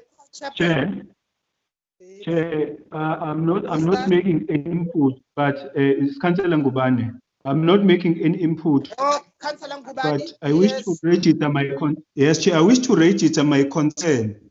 I don't think we've been given a fair time to actually respond to the issues that were raised by the members. I'm just registering that. Timing, I know, it has never been fair in this platform, Comrade Councillor, because even members themselves, they complain about timing. Maybe we have to to learn by going straight to the points that we should speak about and not do preambles. I'm not saying you have done that, but I'm just saying this is something that we've been complaining about. You see now what we are doing. As a committee, we were given 3 hours and now we are beyond 3 hours. So I think as time goes on, we'll be talking to our authorities to deal with the issue of time, because truly speaking, we need to get deeper into these issues. We must not do them for the sake of doing them. We must find each other and debate issues and not just make statements. Honorable Co-Chairperson, can you please close the meeting if no one else wants to speak? Your point is taken, Honorable Ngubane. Chairperson. Chairperson. Oh, House Elizabeth. Thank you very much, Chairperson. Thank you very much, Chairperson. Can I speak? Madam. Yes. Yes. I think Councillor Ngubane and the delegation from Salga should understand that, and I saw some comment from somebody called Mr. W on the chat line, where there is a belief that Parliament behaves like Big Brother or something like that towards Salga. I think that it is important that Salga should understand that coming to the committees, it is a platform for Salga to raise their concerns and their challenges, and also that this committee has got equal responsibility, because we are responsible for appropriating the monies that they get. They need to actually use this platform to lobby and strengthen the hand of the committee to argue their issues with National Treasury. So I just want to say to Salga, don't squander an opportunity that is being presented, because we are all politicians. We understand that. But let us recognize the platforms from which we operate as different platforms. And I remember Honorable PC raising this type of statement also earlier on. So I'm just saying, last year we had an opportunity where even in the debates in both houses, the submission of Salga was uplifted by all parties, including those who were criticizing it. So I just think that it is important that Salga uses this platform. But we are also not oblivious to the fact that Salga sits in the NCOP, Salga sits in the PCC, Salga sits also in the COPTA MINMEC, as well as other MINMECs like health. So there's different platforms where Salga participate equally, including being called to this committee. So I just want to say that Big Brother or a type of statement, it's not fair, because we want to suss out from Salga what is it that we can use to support you. Thank you, Honorable Dipuo. Co-Chairperson? I think, Chair, this brings us to the end of the meeting, and I would like to thank the colleagues from Salga. It just shows the gravity of the challenges that we are having at that level, and there is no way we can do justice to them with these few hours, not even 3 hours, because with 2 presentations. But thank you very much for engaging, and I'm sure you'll consider what the honourable members have said. Secondly, also thank FFC. We are still going to engage with you. At least we have got many occasions where we're able to do that. Lastly, I think, Comrade Co-Chair, Salga was taking questions during the presentations, and when we're asking questions, they do have those questions.